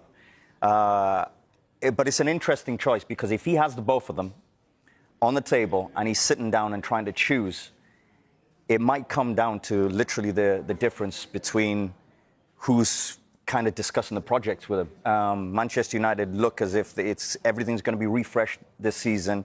The manager is clearly at the forefront of that recruitment. And it's very interesting. So, yes, I can understand him if he goes to Manchester United, because the size of the club is huge. And also, maybe he could be seen as a bit of a hero in terms of, yes, Cunha, Mbeumo, Fernandes, the players that are there. He comes in, Sesko comes in, scores goals, takes them to European football, takes them to way higher up in let's call it the top 6, and then maybe Champions League, maybe European football. That is the start of this new Manchester United. Sometimes the project of being fresh, new, and also being part of that, I think, is also huge. But also because it's the size of the club, it's Manchester United, and I think that's how Manchester United are putting it. The other thing about the stadium is kind of long term, because I think that's kind of part of the project, but it's years away. You know, it's far from anywhere near completion. Manchester United would have had a list of potential strikers they were looking to sign this summer. Very high up that list was Ollie Watkins. Can you understand why they've opted against somebody with Premier League experience, who maybe would have been cheaper, although he's nearly 30, over a player? Well, they've gone for a younger player with a high ceiling, but Watkins could have come in and maybe delivered straight away. Yeah, well, listen, Ollie Watkins, I love Ollie Watkins. I think he's quality. I think he brings goals. I think he brings assists. He brings this real energy to be able to, you know, pop into little holes on the pitch, but also be able to stretch the team. You know, he'll be the first to be put through on goal for a 1v1. So I think that kind of fits with Manchester United. But I think age kind of goes towards this, because Manchester United would be looking at that and maybe thinking, okay, he's nearly 30. This player's 22. Okay, the next stage, what level are they? Do we believe Sesko will hit the same levels as Ollie Watkins in the next few years? Okay, maybe he puts him up. And then it is obviously down to longevity. If we give this guy a 4 or 5 year contract, he's our long-term project. Ollie Watkins might not be that. But I would be very surprised if Manchester United haven't looked at Ollie Watkins and at least had the conversation and at least had the discussion of, would you be interested? Because let's rewind back 6 months. There was the discussion of Ollie Watkins going to Arsenal, and he was very interested. So I would assume Ollie Watkins would also be very interested in Manchester United, but maybe it just doesn't fit right now, and that's why. But I think Sesko is a very, very good option. When I look at him and I look at what he can bring to Manchester United, and also bring to Mbeumo, Fernandes, Cunha. He's very different to those. He's much more of a goal scorer in terms of in that way, but also I think they kind of look at him as this long-term project rather than Watkins. That's the main factor. Well, a long-term project was Rasmus Hojlund, who came in 2 years ago. Would you have sympathy for him if Benjamin Schnell comes in? Because Hojlund's had to lead the line for 2 years at a very young age. Clearly, with United not being in Europe next season, there's going to be limited minutes for him if Schnell does come in. What is Hojlund? 22? 22. Yeah, 22, going 23. For me, that's not young. I think maybe when he first came in, that first 6 months, 8 months, yeah, okay, he's young, everything's fresh, get used to everything. But after that, to be honest, the bottom line is he's not been good enough, and he's not delivered, and he's had the opportunities because, who else has it been? He's had chances to be in that team. There is moments with Hojlund where I've looked at him and I think, that's quality, that's a great finish. And then you don't see it for 10 games. That's a big problem. Didn't score enough goals last season. And Manchester United, right now, they're looking at players, and they've had, 8 months or so to look at the players that are currently there and say, are these the players that take us forward? Or are these the players that kind of just stabilize the club? I think they're looking at the players that they can't see past the next 2 years. They're slowly, maybe that is Hojlund. He fits into that he doesn't fit in the next couple of years. So it's the time for him to move on. They're clearly looking at it because Sesko's coming in. So if he is coming in, there's a reason for that, is because things have not been good enough.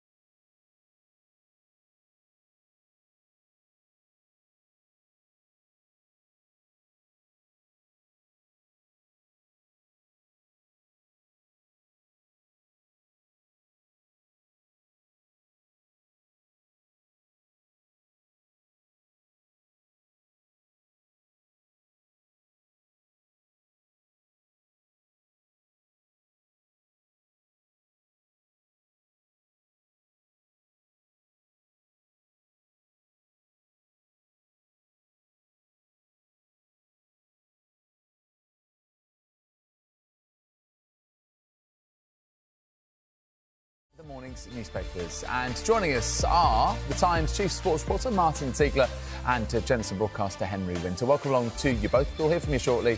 Let's quickly run you through the back pages as we have them so far. So in Martin's paper, well, it's Jack Grealish who is pictured. What next? Grealish was the £100 million star who won the treble with Manchester City, but after a year in the wilderness, the world of football asks, what is next? Yes, certainly an enigmatic, mercurial character. We'll dive deep into the world of Jack Grealish, and also back page of the Mirror. Reddies can reign again. Sir Arne Slot backing his side's chances of successfully retaining their Premier League title. Of course, they've got the Community Shield this weekend against Crystal Palace. And there you can see also on the right-hand side, Ollie down on future at Palace. That's Oliver Glasner, maybe suggesting that, you know, what happens with him might be affected by how they go in the transfer market. Back page of the Sun looks like this. Here we go. United's new HQ fitted with smart urinals. Yes, that's the particular detail they've decided to feature in the headline. And Glasner in Palace quit threats. That story again.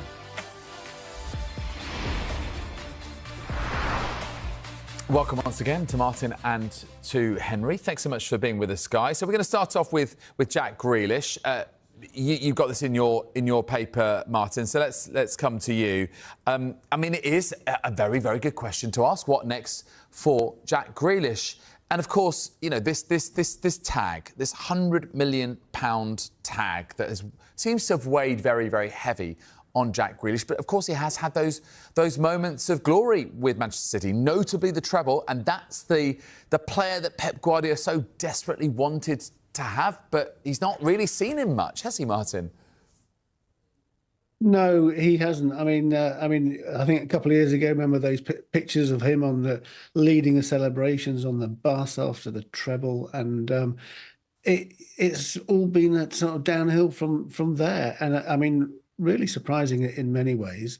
And the reasons for it, Martin Hardy, my colleague, tries to go into it in some depth. I mean, it's why has he spent so much time on the bench? You know, didn't make it into the Euros squad, and it just seems that somebody had so much talent, the first English footballer to cost more than £100 million, and yet, I mean, I'd be interested to know if Henry thinks this is down to Guardiola, down to Grealish himself. It's in a way, it's quite tragic. And I mean, I know Everton have been linked with trying to give him a second chance, but it's not straightforward. Yeah, I'll come to you, Henry, on this. I mean, you know, Grealish clearly is, and I mentioned those words, mercurial, enigmatic. He's a player who is unique. You know, such was, you know, the clamour for someone like Jack Grealish to help England have that little bit of devil, that bit of guile to unlock, you know, defences that offered that low block in big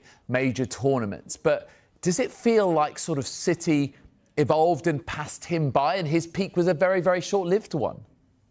I mean, it was interesting in the treble season when Pep Guardiola clearly believed in him and he played Grealish in the big games. And Grealish was a game changer. The way he cut in from the left, the way he won free kicks, he won fouls, he opened up space for teammates. I think you're right, and referring to what Martin's alluding to, I think there's definitely a tactical development. You look at Savinho and Doku. Doku's decision-making has really developed under Pep Guardiola. So Grealish couldn't really lay claim, you know, first choice for the left. Savinho's been playing sort of on the right, and I mean, Grealish would love to play as a number 10, and you know, he played exceptionally for Lee Carsley against the Republic of Ireland out in Dublin as a number 10, where he played in his early formative years in the youth academy at Aston Villa.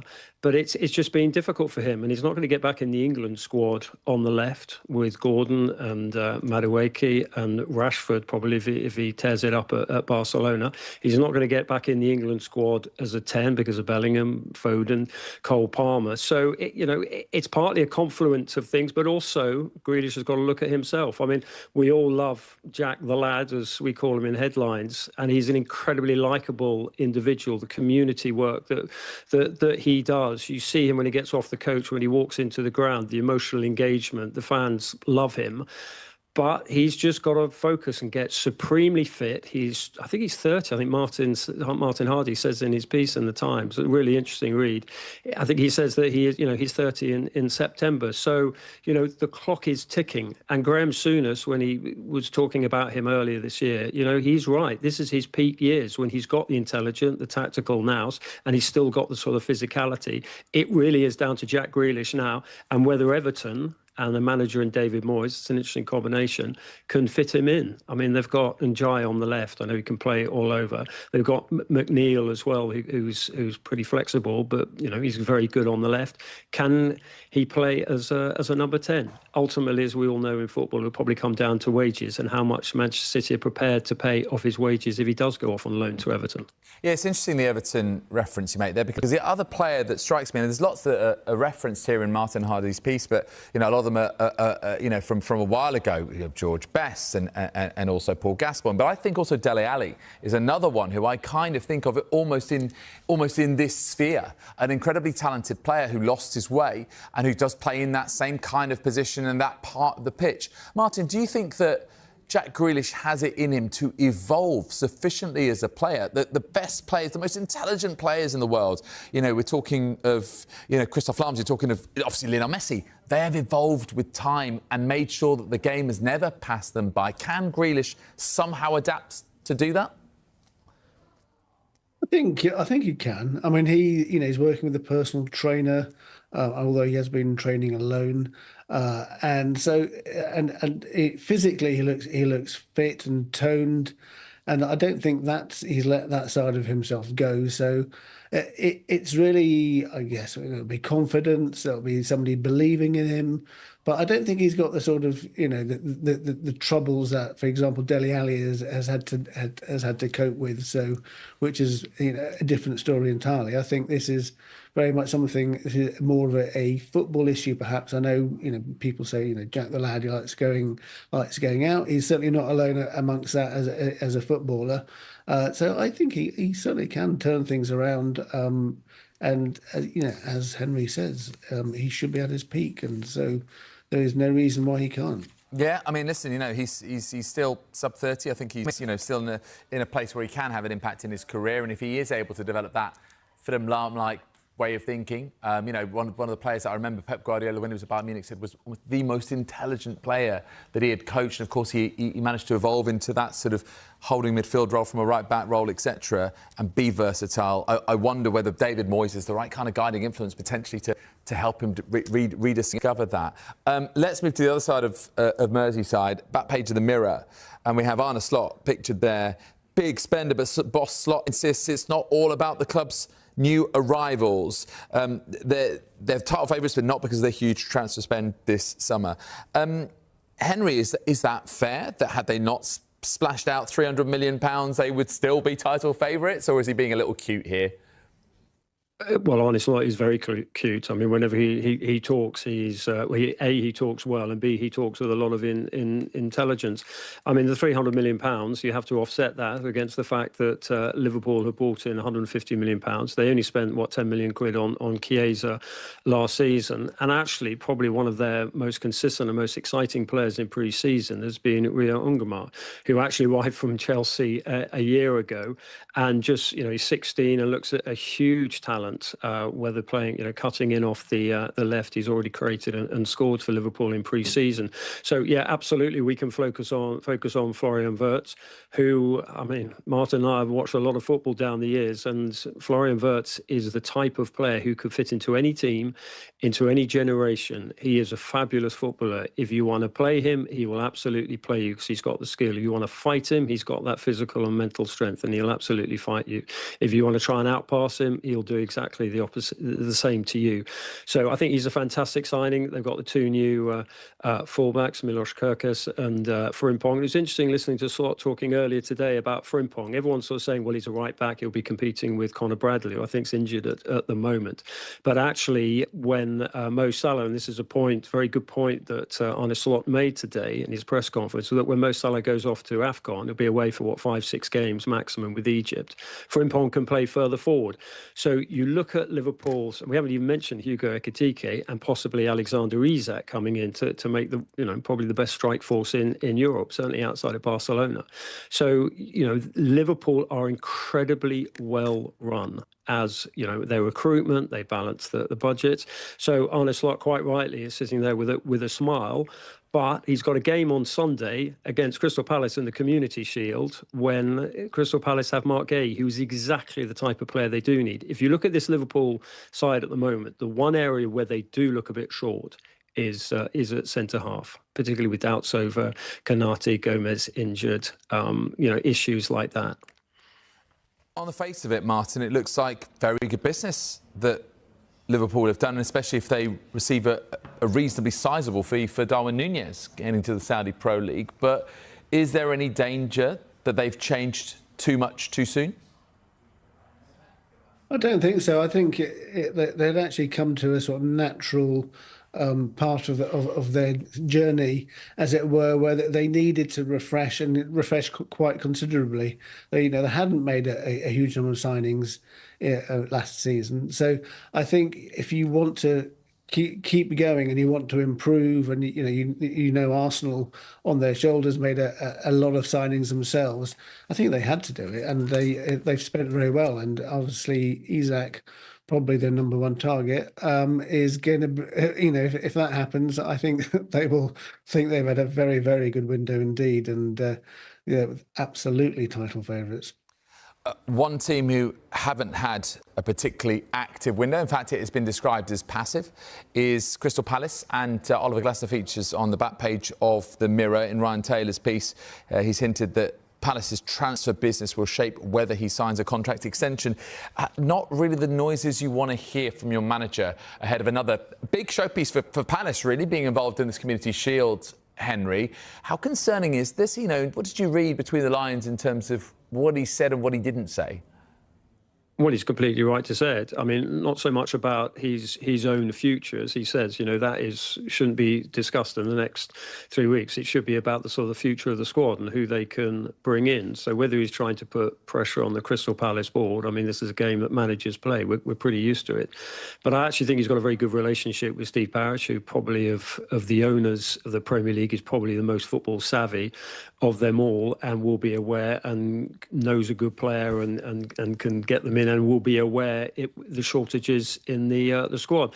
I think there's also a concern that if Arsenal come in for Eberechi Eze, because Arteta is known to be an admirer of his, you don't want to be losing players of that talent. So I can understand Glasner's concern, and absolutely Palace should be concerned, because they've got a fabulous manager there who's managed to make 3-4-2-1 work with the quality of his coaching and some good recruitment in the background. Yeah, it feels, Martin, that Palace are in a particularly delicate predicament. When you add together situation with Glasner, situation with Mark Gay, the Berries, as Henry's referred to, the situation with Conference League versus Europa League, the case that's gone to CAS. Do you feel like this could be actually quite a rapid descent from that peak and that high of that FA Cup final win in qualifying for Europe? Well, I think there's definitely been a distraction caused by this UEFA ruling. And Steve Parish and the lawyers were in Switzerland today at the Court of Arbitration for Sport. Should hear the outcome of that at the start of next week, and perhaps that will enable Palace to focus perhaps on team strengthening, their transfer strategy. What are they going to do with Gay?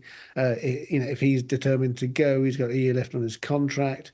As Henry says, if Arsenal come in for him, what would that say to Palace fans if he left as well? They absolutely probably need some reinforcements, and perhaps time is running out. The season's about to start, so I'm sure the fans really want to see some action. Yeah, and remember that they signed late in the window last summer. And they did make a slow start, didn't they, Crystal Palace, only to pick up momentum in the mid and latter points of the season. OK, Martin and Henry, thank you very much indeed for the moment. Going to take a quick break, other side of which we'll look at more of the sports stories in the morning's newspapers, including this. Very significant breaking news this Saturday evening, and that is that Liverpool have confirmed that they have sold Darwin Núñez to Al Hilal. This is subject to international clearance. It is a permanent transfer, and so his 3-year spell with Liverpool comes to an end.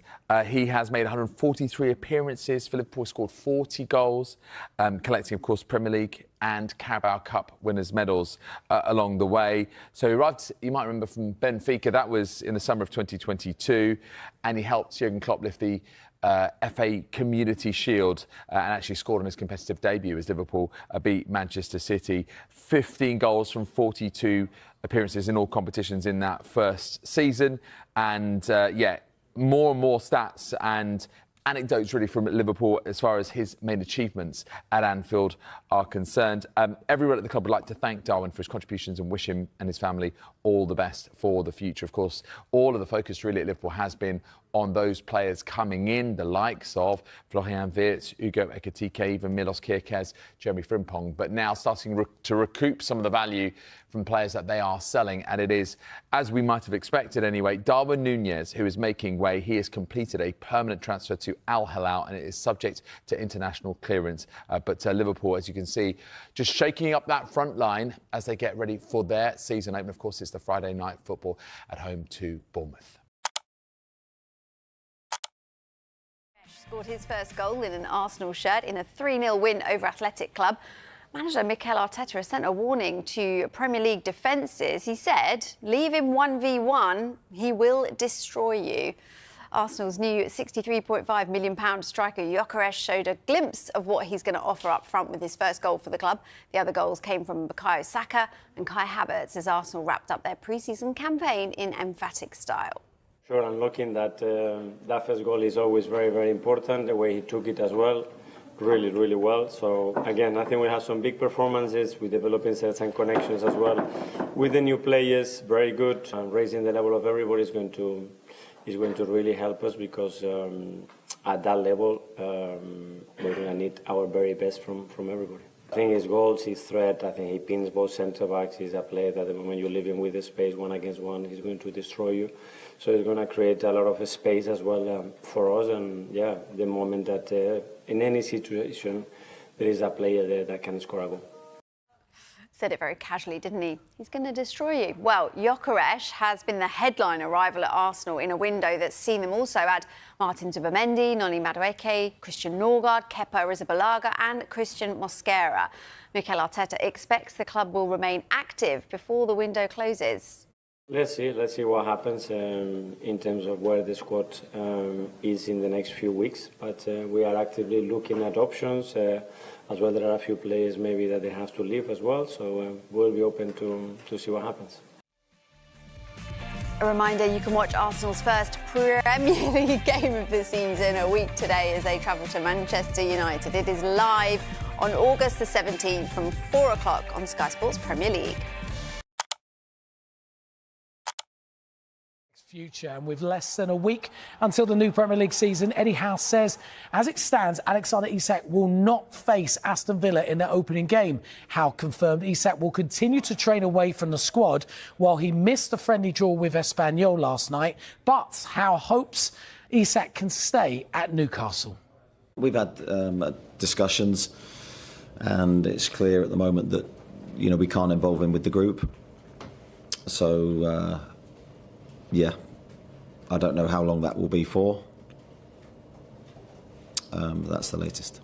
When you say you can't involve him with the group, is that your choice or is that his choice? I think I'd rather just leave it with that line. I think the discussions between us have to remain private.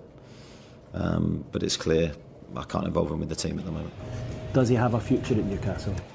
Well, he's here. Of course he has a future at Newcastle. Certainly from our perspective, everyone connected with the club, we would love to see him back with the team. But the situation has to be right for that to happen. And we saw him turn up on Wednesday later than the rest of the squad. Has he been disciplined at all? No, I don't think so. I think he's training later than the rest of the squad.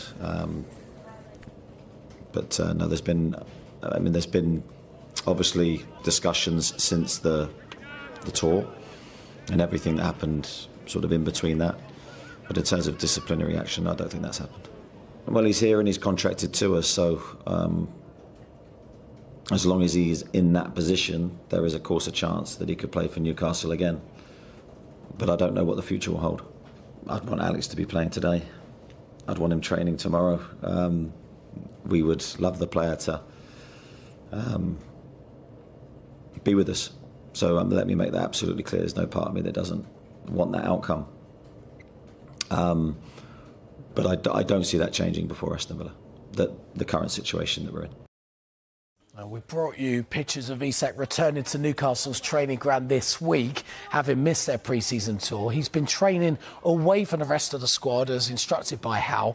Newcastle rejected an opening offer of £110 million plus add-ons from Liverpool earlier this month after Isach told the club he wanted to explore his options in the transfer window. And Eddie Howe admits that some of the squad have been disrupted by the news, and he is aware of some negative feeling from his players to the situation. Whenever you have a player in this situation, it's unsettling for the team. I don't think we've been in that position since I've been here. The harmony and togetherness of the group's been at its highest. So I think naturally it's just been a topic of conversation. It's been a distraction, and I think the biggest sort of hit we've taken is we're not blessed with a number of players in his position, so I think you've seen a big gap. But I have to say big credit to the players because they've got on with their work. The training's been of a really high level. I haven't seen a negative output on the pitch. But I have been aware of a feeling around the group that there's something there that's not to the benefit of the group. The group's been together since the moment I stepped through the door. We had our challenges, we had big mountains to climb on the pitch, but we were always united off the pitch. It's been one of our biggest strengths, and that's why we've been successful. So it doesn't mean that we can't overcome this and come back even stronger. And I think that's what I have to work really hard with, is with a group of players that will fight and give everything for the football club, that we use any adversity or any challenge to our benefit. I think the message is that we are working as hard as we can to the benefit of Newcastle to try, one, and improve the squad, two, keep the squad together and harmonious. And I think the biggest thing for the supporters is that they see everyone fighting for the same cause on the pitch, fighting with every ounce they have for long-term success. I don't expect that to change. I expect us to be ready for when the season starts, to give our all, and we need that united feel throughout the club. And that's why, again, why we've had success, because the supporters have been with us. They've seen the effort that we've given, and now it's our job to make sure that's evident again. Well, it was William Asula who started up front in Isak's absence last night. Aaron Ramsdale saved a penalty on his Newcastle debut at St James's Park. Newcastle have one final friendly against Atletico Madrid at 4 o'clock today, and Howe says they are working to strengthen their forward options for the season. Transfer window ratings, everyone rates transfer windows when the window's shut and gives it that's a 10 and that's a 1. We didn't sign many players last summer, and everyone said it's a disastrous window, and PSR is affecting our long-term success, and we're going to have one of the best seasons in recent memory. So signing players doesn't guarantee everything. It does, if you get it right, obviously can take your squad forward to a different area. We're in a position, I think, where we haven't recruited for so long. We are very keen to add new stimulus to the group. Change is sometimes a really good thing for the squad. But if we had to go with the squad that we have into the season, I would do that very proudly, and I'd bank on the lads proving everybody wrong again. Look at the current forward options available to Eddie Howe, but not necessarily for that centre forward spot. So far, they've added Anthony Elanga from Nottingham Forest to a deal worth £55 million, and also the 18-year-old South Korean winger Seung-Soo Park. Now, sticking with this Isaac link, Arne Slot was asked directly about Liverpool's chances of signing the Swedish international this summer. Unsurprisingly, he wouldn't comment on the striker, but he did confirm he was happy with the club's business so far, and also confirmed Darwin Núñez is expected to leave in the coming days.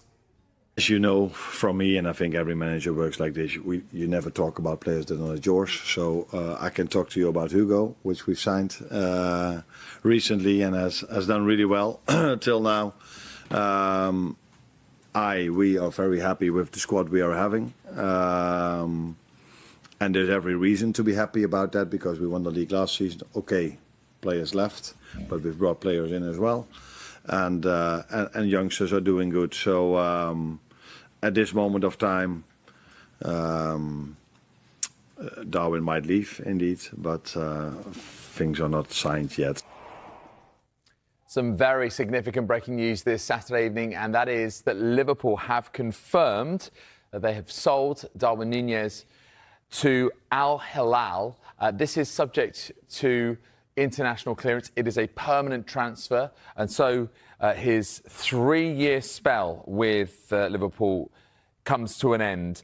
He has made 143 appearances for Liverpool, scored 40 goals, collecting, of course, Premier League and Carabao Cup winners' medals along the way. So he arrived, you might remember, from Benfica. That was in the summer of 2022, and he helped Jurgen Klopp lift the FA Community Shield and actually scored on his competitive debut as Liverpool beat Manchester City. 15 goals from 42. And you can clearly see that in some ways he's getting older, his timing's a little bit off. For the equalising goal, if you look at his positional play on the equalising goal, he's trying to play offside when all of his teammates around him are 2-3 yards beneath him. And here's the tweet: Crystal Palace, the 2025 Community Shield winners. Let's pick the bones out of it for Liverpool, though. They were very good in the first half, lots of creativity, brilliant from the new signings. But they fell apart in the second. They just kept letting Palace back into it. Yeah, listen, we got to compliment the way they started this game. Florian Wirtz involved with Ekadiki for the opening goal, and I thought the goal was just exquisite, the way he finished it. I thought the link-up play, Florian Wirtz's pass in behind was excellent. So you could clearly see the chemistry was there, and I can't even begin to imagine what it must be like playing with a player like Florian Wirtz, with the way he creatively visions passes better than most players ever would, and some players would ever dream about. But Liverpool in the second half were totally different. They just couldn't really turn it on. They didn't have enough possession. I thought they would have more. They didn't create enough chances. They allowed more in the second period. They allowed Crystal Palace to somewhat believe. Now, there was a small window in that second half where Liverpool were pushing for the goal.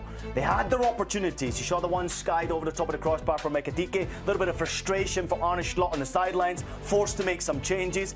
And then the chemistry that we talked about that was so good in the opening stages of the game deserted them. And defensively, that's where I think is the vulnerability from this Liverpool Football Club. And then eventually they were found out. Palace's mentality that you talked about was so strong, you could see a goal was coming from a mile away. So for me, Arne Slot's got to learn from these games. This is not just a friendly cup competition. This is a big game for Liverpool to try and figure it out with 4 new players in the lineup. And defensively, I think they let themselves down. You mentioned that there as well, because a lot of the narrative over the last few weeks with the Isaac issue and is he going to go to Liverpool has been focused on an attacking player, a striker. But you saw the deficiencies in Virgil van Dijk, wondering whether or not we're coming towards the end of his time. As you know, he's still going to be a great player, but right at the elite level. We saw Mark Gay there in that last shot holding on to the Community Shield. He's been linked with Liverpool. Do you think they've played that game and thought, well, we need to get on the phone to the agent on Monday? They went on the phone to someone's agent on Monday. I can only imagine after that type of a performance. I'm going to throw it out right now. And I don't care what anyone says to me about this one, even my own production that's talking to me right now. Be careful what you say. Virgil van Dijk is going to have a poor season. And you can clearly see that in some ways, he's getting older, his timing's a little bit off. For the equalising goal, if you look at his positional play on the equalising goal, he's trying to play offside when all of his teammates around him are 2-3 yards beneath him. Lack of communication, lack of organisational skills, and what's Virgil's most important part? His leadership quality, the way he communicates with his players. You've got to make sure everyone's on the same wavelength. If you don't have that, you're absolutely screwed. And they were in the second half. I just thought Virgil looked vulnerable. And then the challenge in the first, for me, it's just, you have the lead in a game like this. Why are you handing it back? To me, it was Virgil van Dijk giving away the penalty kick. Virgil van Dijk out of position for the equalising goal. And I think that's a vulnerability that Liverpool are going to have to deal with. One more point I'm going to throw out there. Jeremy Frimpong's not a right-back. I don't care what anyone says. I know he's got great experience, but he's not a right-back. He'll do something going forward, but defensively, nowhere near quality. Because he went with the 2 new signings, Gyokeres at left-back, Frimpong at right-back. You've got Connor Bradley, who he's been given a new squad number for this season. You think he'd play a bit more of a role, probably feeling like he should be in the starting lineup. Do you think Slot's watched that and thought, we're a bit vulnerable defensively if we play those 2 really attacking fullbacks? Well, he talked about the fact that they didn't have depth, this is before the game, and that Andrew Robertson could play centre-back if they needed. And that, to me, tells me that he's slightly concerned. If he's bringing up Andrew Robertson playing a centre-back position for you. Schlott's got work to do. There's no doubt about it. They've been absolutely brilliant offensively, and they will be, I don't care what anyone says, up there with the highest goal scorers in the Premier League next season. And if that leads them to the title, fair enough. But defensively, that's where you can lose the title as far as I'm concerned. So Schlott's got a bit of work to do to try and get it right. And it might be bringing in another player. I mean, he obviously picked up an injury in that game, so I don't know exactly where his position stands for a transfer. But yeah, Liverpool need a bit of help defensively, maybe a bit of experience. I would also like to see a bit of speed along that Liverpool back line. Fullbacks are okay going forward, but nowadays you have to be very careful in the Premier League because fullbacks also have to remember to defend as well to help out ageing centre-backs like Virgil van Dijk. We saw Oliver Glasner, the Palace boss, jumping around on the touchline. Let's hear from him speaking post-match. He was asked about the result of that UEFA appeal, which is going to come through on Monday, and what the future holds for the club. We will accept what happens. Today's performance we could influence, and I think the players showed it and proved it in an excellent way. That they didn't think about the noise around us, so they were really focused on what they had to do on the pitch, and this is why we could win. Tomorrow we have no influence, and that means players will celebrate tonight, and we will meet tomorrow for lunch and train in the afternoon, and then we will see if we already know the decision, and we will accept it. So we can't influence it. So we don't think about it because tomorrow afternoon we will schedule the rest of the August. If we stay in the Conference League, we have 5 more games to play. If we play in the Europa League, we have 3 more weeks to train. What would be helpful, but again, no influence. So I don't think about it. Palace, as you know, Ian, a traditional, historic club in English football there in South London, but never really been known for winning that many trophies. But what a few months it's been.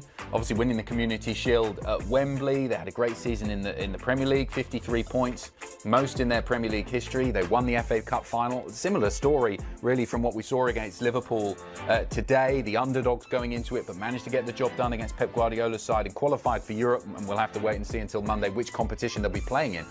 This is one of these teams, and we get it every year, don't we, in the Premier League, the dark horses, the team that always performs well and better than everyone expected. Do you think there's other sides in the Premier League who watch Palace, the way they've played and where they've been playing in the last few months, and be a bit worried about how good they could be? Yeah, I think there's a real presence about Crystal Palace, especially with Glasner on the sidelines. You know, he's only lost 15 games from his 62 games in charge of Crystal Palace, which is a ridiculous record considering the fact that they're not big spenders. They do have quality in their ranks. They're an unbelievable team chemistry-wise, but he almost lost his job in the early parts of last season. Yeah, he started terribly, didn't he? Awful. It was nowhere near good enough. He was unfairly treated by Eintracht Frankfurt, and I felt he was unfairly treated by Wolfsburg before that stint. And now, all of a sudden, quality managers figure it out, and in some way Crystal Palace seems to be the right fit for him because of the mix of youth and quality players that they have. I love what they have on the wings with Mitchell and Munoz, outstanding. Eze and Sarr, 2 brilliant players. Mateta, I think last season, after beginning the campaign coming off the back of the Olympics, I think he looked a little bit tired and he was fatigued. Still ended up scoring a barrel load of goals. I think he ended up with like 14 goals, something like that. Quality player, but I still think that now most important job for Oliver Glasner is making sure you keep your players together. If you keep this group together after watching that type of a performance in the FA Cup, watching that type of performance coming back against Liverpool in the Community Shield, I mean, Crystal Palace will be there or thereabouts for finishing in a European place. That's how good the trajectory is going. Can they? Are they good enough to potentially break into it? Obviously, they're going to have a great season by their standards, but to break into the top 7, top 6? Quality goalkeeper, excellent defensive, centre-back in particular. I thought Richards was brilliant again today, by the way. Throw that out there as an American. But midfield solid, competitive, very aggressive pace, quality to open and unlock defences. Similar as we've seen from Vorten, who obviously found the great run for the equalising goal from Sarr. I mean, they can score goals. And if Mateta can get 20-plus goals this season, there's every opportunity that Crystal Palace might do some damage, not only in Europe, but also in domestic competition as well. I bagged them to finish 6, you know.